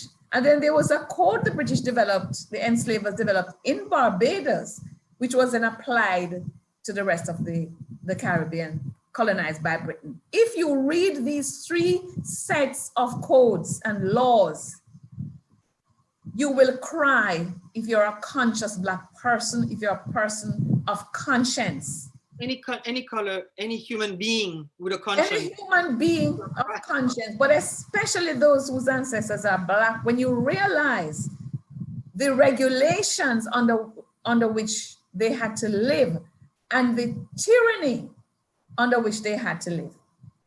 And so, whereas Haiti succeeded early in the 18th century and then 19th century, other people were fighting forever. I don't think there has been ever a generation of indigenous people or enslaved Africans with their collaborators. Some had collaborators from other ethnic groups who said slavery was okay. Even if they did not take up arms, they used day-to-day strategies of resistance to ensure that somehow, step by step, they eroded slavery. And 1716, there was a big war in Jamaica led by Chief Techi from Ghana. And his collaborator was Chief Jamaica, also from Ghana. There were these, Fanti and Akan people who were chiefs in their own right and who said no. And 1763, the Berbice War, in which, Atta, Akara, Kofi tried to take down the Dutch. So it's interesting, Professor Baina, when you said that Haiti sent emissaries to find out how prepared are these places for freedom. No. Berbice was 1763. St. Mary, Jamaica, and it took over the West and everywhere after that in terms of the island of Jamaica was 1760. And yet, because of the fear the oppression, the answer was that they're not ready for freedom. I don't know. It would be interesting to see that correspondence, for those who can read French at the time of the 18th, 19th century. After 1804, though, Professor, if I could just say, after 1804, the tyranny in the rest of the Caribbean became so great. Absolutely. Because what they were saying, there is Haiti across there. We must never allow that to happen. So the tyranny was so great that you have to honor the people who still fought after 1804. What they had to face, even up to 1865 in Jamaica, Governor Eyre was saying, we have to put down this revolution in St. Thomas because, remember Haiti? 1865, they were still talking about that. Mm-hmm. So there's one other question here. I would like to know more about this. We don't like to say slave owners, we say enslavers that from Haiti that fled to Cuba and ended up in New Orleans when the revolution started. I found this on Governor Claiborne's letters. This is from Elis Correa. So I don't know if you want to talk about that. And the final question will be, the slavers were scared of the revolutionary ideas of Haiti, yet they were enamored with the capital of massive sugar production in Cuba and Puerto Rico. They continued an illegal transatlantic trafficking. Oh, so the issue is, if there were such abolitionists in say Britain, France, and so on afterwards, after Haiti, of course, how come they were buying sugar produced by enslaved people in Cuba and Puerto Rico. So the one is about the enslavers from Haiti fleeing and where did they end up and if we know anything more about them. And then this issue of the other abolitionists. So one for you, Mirta, one for you, Professor Bello. Well, We want to take, let's, Mirta, you were talking, let's see who. All right, Mirta, we go back to you. We go back to you first, yes. Just before the professor comment, I have to take my leave now. Oh, because thank you. I have this other reparations talk to do at 12:30. But Yes. thank you so much. This has been, I really hope I can get a copy of this tape because it is being recorded. Very well. So I'll make contact with you so that we can have it. Thank you so much. Okay, thank you. And of course, for those who missed today, it will be carried on nationwide on Saturday around 10 o'clock Jamaica time. Okay, so back to you, Mirta. Are you taking the one about the enslavers who fled?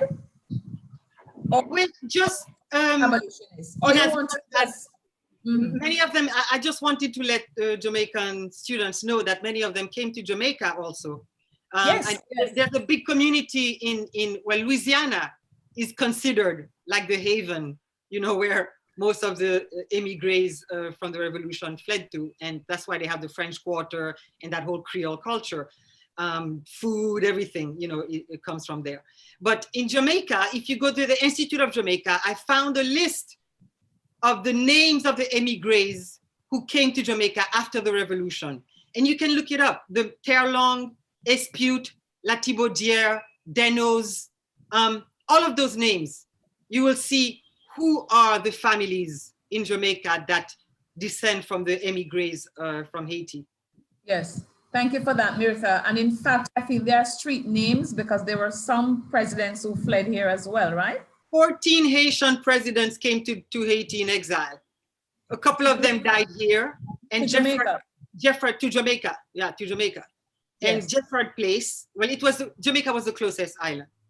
And so, I mean, throughout the 19th century, in fact, I'm translating a book about the historical relationship between Haiti and Jamaica, which shows, and it wasn't only presidents, it was generals, ministers, all kind of political people came to Jamaica every time there was an upheaval. And Jefford Place in downtown Kingston is called. Yes, I want to say though, I want to stress though, for those who are hearing us say Jamaica, Jamaica, Jamaica, that Jamaica was not an independent country. It was colonized at that time by the British. Therefore, even when Simon Bolivar came here to ask for help for the revolution, did not get help, almost killed him in fact, and had to go to Haiti to get that help. But it was not, you know, Jamaica in the sense that we think of Jamaica today. We were not independent. So it is the British in Jamaica who are doing all these things, not, you know, the Jamaicans of now. I wanted to say that, to say how colonialism and how colonialists functioned at the time. Professor, your take on the issue of who is a humanitarian and how humanitarian were those who abolished the trafficking in 1807, you know? Well, here's what we about Louisiana, okay? Yes, we have to understand, as it is already mentioned, that when people are fleeing because of revolution, because of whatever government, because of this and that, they flee everywhere. So there isn't one, you know, everybody's going to Louisiana or everybody's going to Cuba or you go to Cuba to go to Louisiana. No, you just flee. You don't like the structure that's there. You feel threatened and you go away, whichever way you could find. So that's the one thing to understand. Now, yes, Louisiana got pretty big, but to me, the key thing about Louisiana is that as they took us, those who fled before 1804, as they take their things with us, because that's what we were, just like the bag, the suitcase, the chairs and whatever, the sheets and the pillowcases. So they took some of their slaves with them. That's the way they view it in their heads, right? In their language. So they take some of our people. And in some cases, they took some of our revolutionaries with them.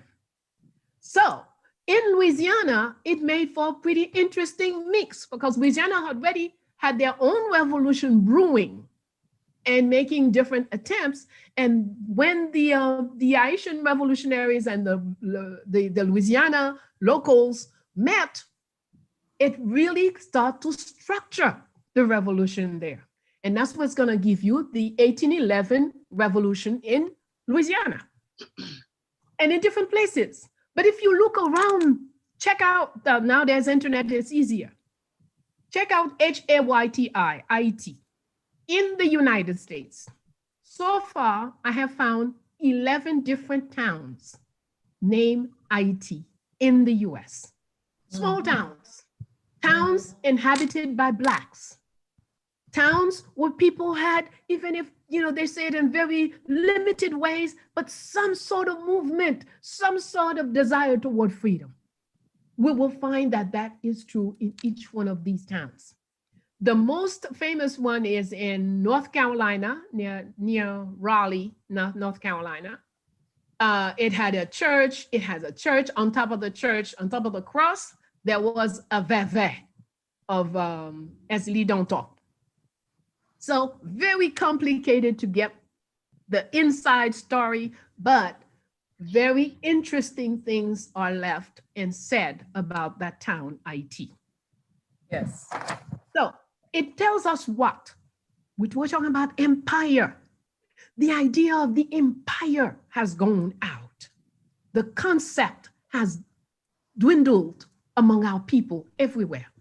Nat Turner in Georgia, in his trial, when the judge asked him, "Who is your leader?" he replied, "Jean-Jacques Dessalines." They shut down the trial and said, "We will reconvene, blah, blah, blah. We're going to go find out this Dessalines, arrest him." But when they go and do their research, Dessalines has been dead for 25 years. This is 1831.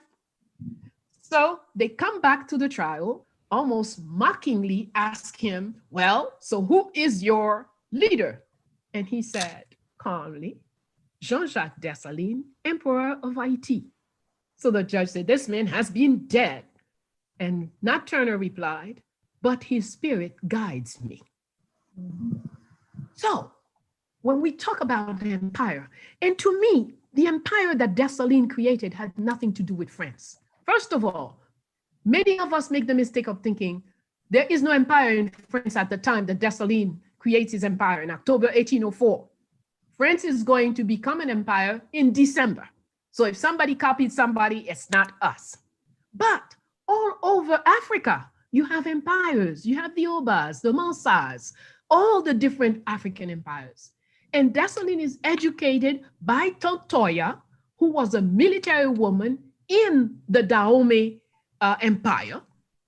So his desire to create an empire did not have anything, to me, had anything to do with what the French were, even though they were using the same word, they did not have the same content. That's the way. And that's one thing we have to always look for. Don't not take the word for a word, but always look for what is the content of this word. So yes, Louisiana and everywhere else, Haiti went. Another place we never mentioned, Brazil.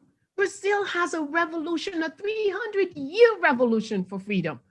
Women like Dandara, we must know them. Zumbi, we must learn to know all of our freedom fighters, because in their biography lies the principles that we need today to free ourselves again.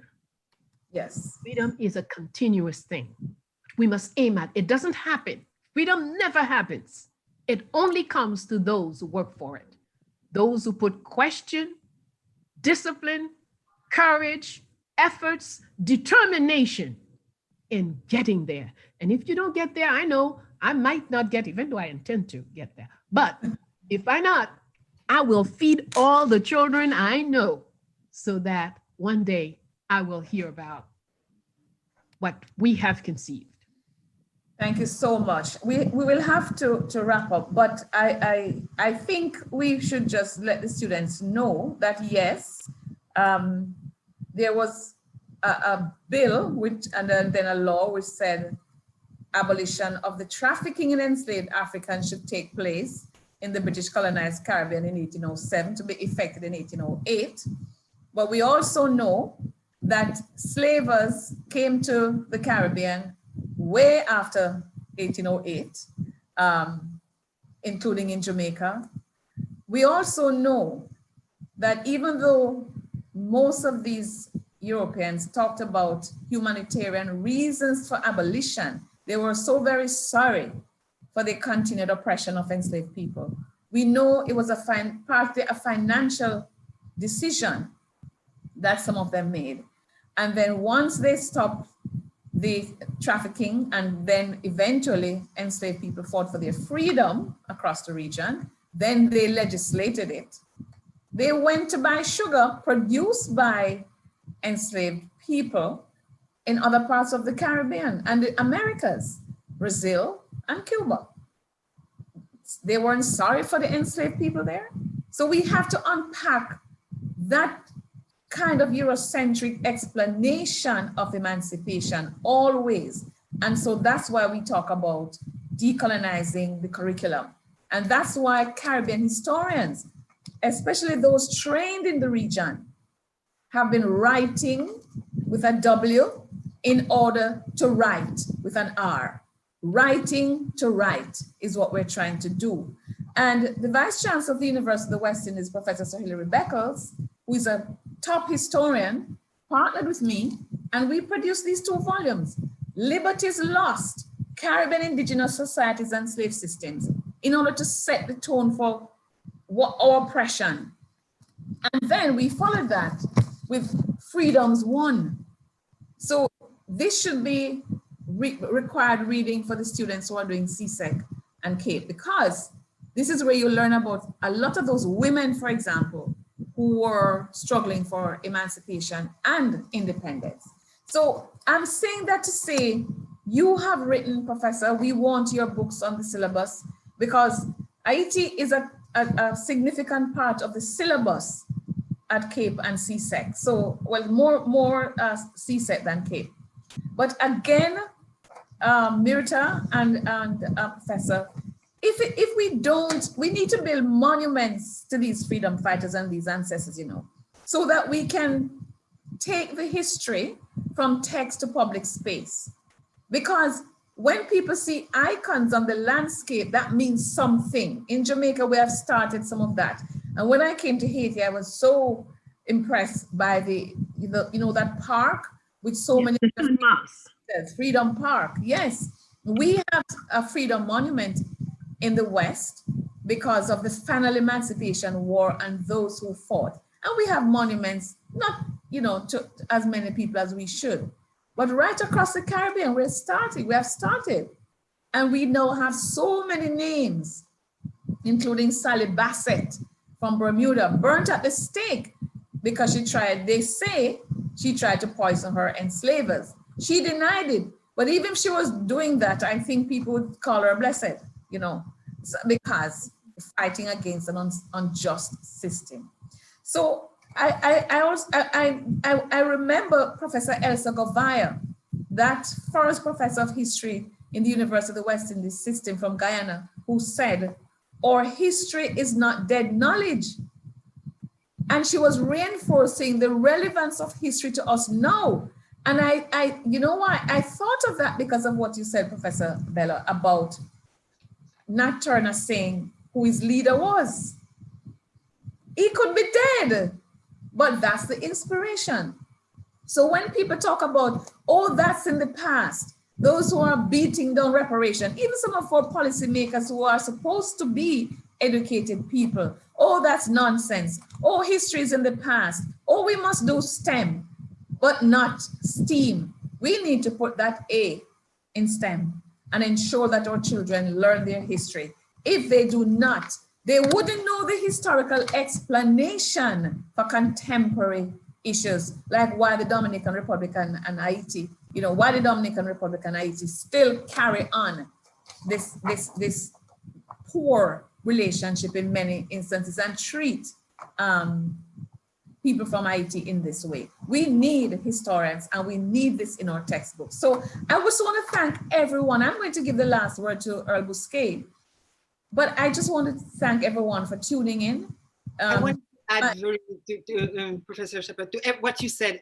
That was the most important reason why Haiti was quarantined and isolated and ostracized, because of the inspiration, the example of the rebel slave, right?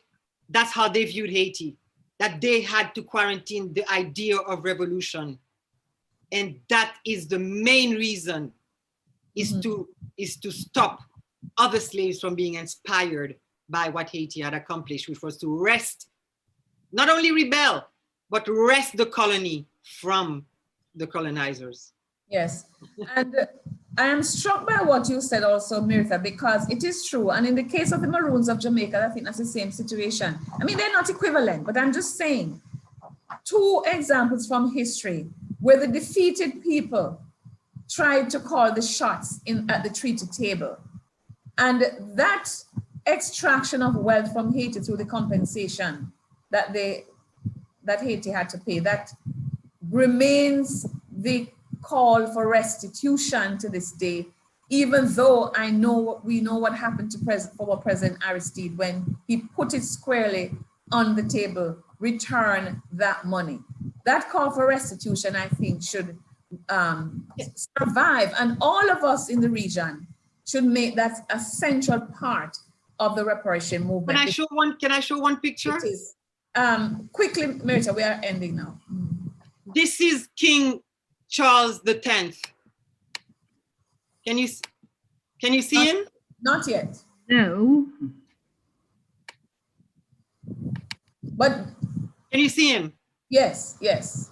This is King Charles X, who extorted that ransom from Haiti, started the extortion that lasted 122 years, right? Mm-hmm. And these are the people, this is the Haitian peasant who were taxed to pay that ransom for 122 years. And this is how the Haitian peasant looked in 1825, and this is how the Haitian peasants look today. Because of the greed and unconscionable wickedness, right, of these colonizers who sought to strangle these people that they had already enslaved for centuries, to keep them in the luxury that they had become accustomed to. Yes, and so that's why the reparation movement is galloping apace, and where we are writing right now a booklet for schools on reparation, breaking it down for our students. It is now on the syllabus, the issue of restitution, reparation, reconciliation.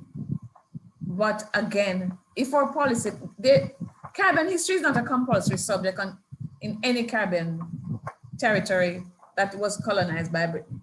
I don't know about in Haiti or in other parts of the region, but I know in the CARICOM countries that were colonized by Britain, this is not so. And I really use this platform to appeal to our policymakers to do the right thing by our children so that they could be anchored to a past and an identity and learn why reparation matters. Because both of you have added to that discourse today by showing the justification for why we talk about reparation and why it is on the syllabus, why we must study it. And I hear you, Professor Bello, it's not the end all and it's not the only thing that we have to talk about. And it's not the only necessary thing, but it's one of those necessary things. So I want to thank you very much. I started with this quote and I'm going to end with it. It's by Michel Rouve-Trullo, who said, "The silencing of the Haitian Revolution is only a chapter within a narrative of global domination.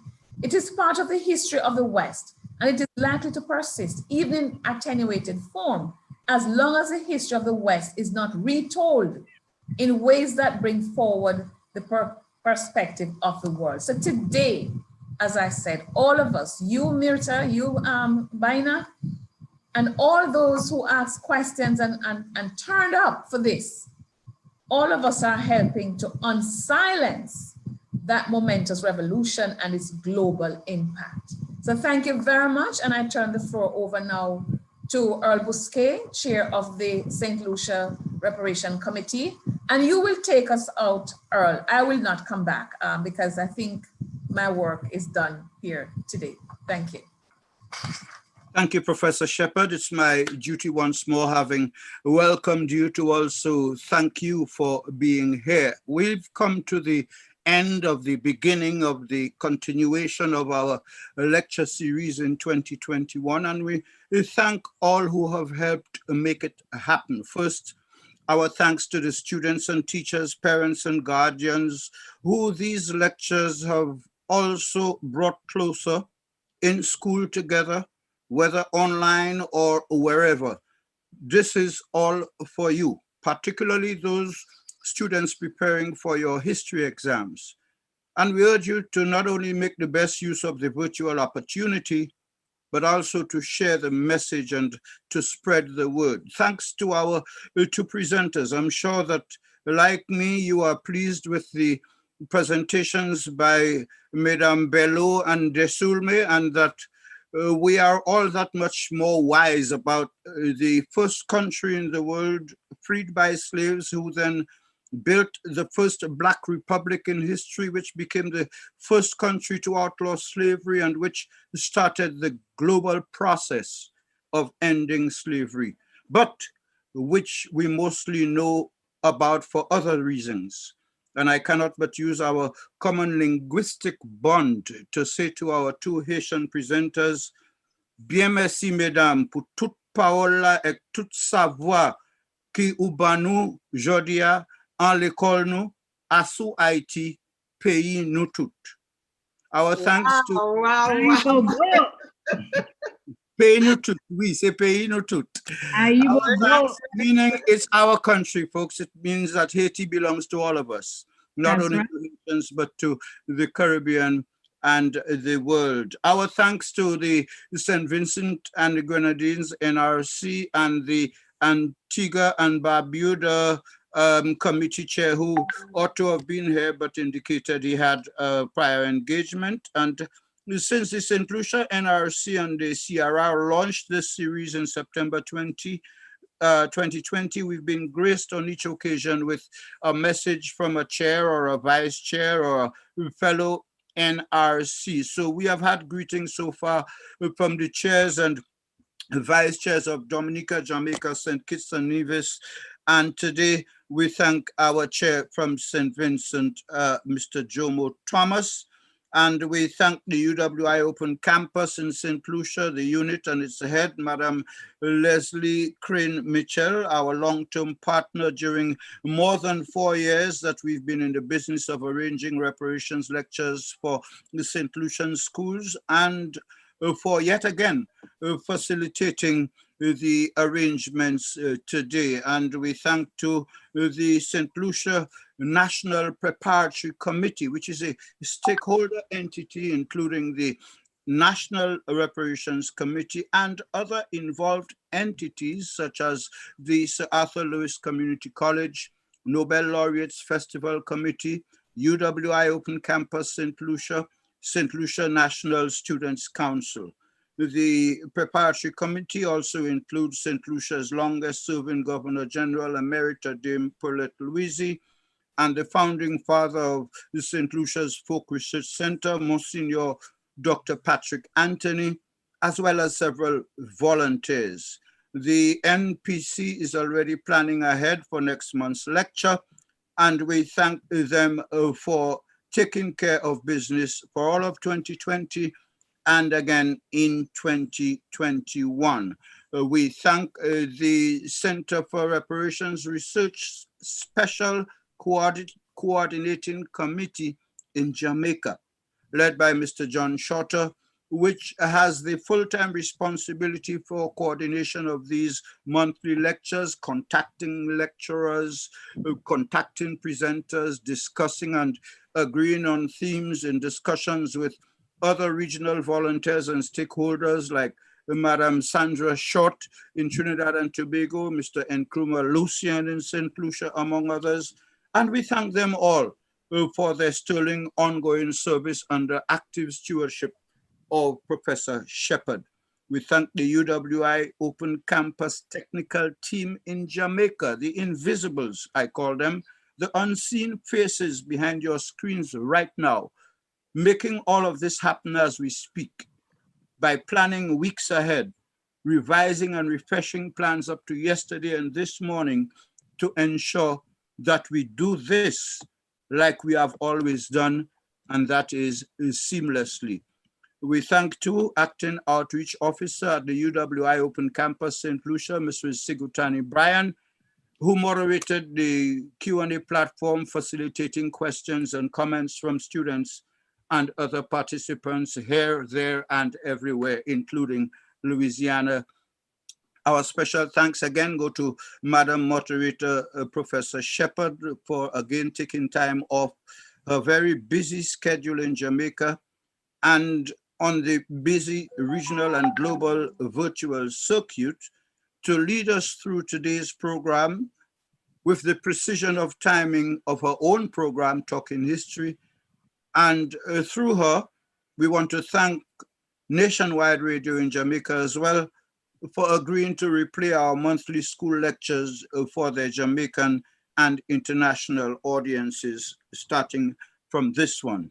And finally, thanks to our audience, to each and every one of you for tuning in again as we invite you to join us again next month on Thursday, the 25th of February, for our next regional and virtual schools history lecture to be presented and coordinated by the St. Lucia National Reparations Committee and the Center for Reparations Research. And the theme for that lecture will be Stories They Never Told Us, African Contributions to Caribbean Civilization. So once again, thank you for joining us. And this is where we have to leave. We started late, we end late, but nonetheless, we are certain that this has been another experience, and we hope that we could continue what we started in January 21 for the other 8 lectures we have for this year. Thanks to all of you once again until the 4th Thursday in February the 25th. Have a nice day. And I did say I wasn't coming back, but I lied. Okay. So, I thank you, Earl, but I really want to name some of the people. Sandra Gift, Dr. Sandra Gift from Trinidad and Tobago, who is a network fellow in the Center for Reparation Research and a part of the planning committee. And I really, really want to thank Floyd Williams, the admin assistant in the Center for Reparation Research, and Gabrielle Hemmings. I mean, they worked with John all the time. And I want to thank David and his technical team. I mean, these are just young people who are brilliant and committed. And I want to thank them. And they're learning from us because many of them didn't study history themselves, you know? So they're working with us, but also learning from us. And we are learning some technical things from them.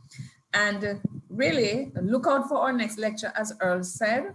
And thanks to everyone. Let us carry this on. Let us continue this work. And have a great rest of the day. Thank you so much. Thank you. Everybody. Have a wonderful week. Bye-bye.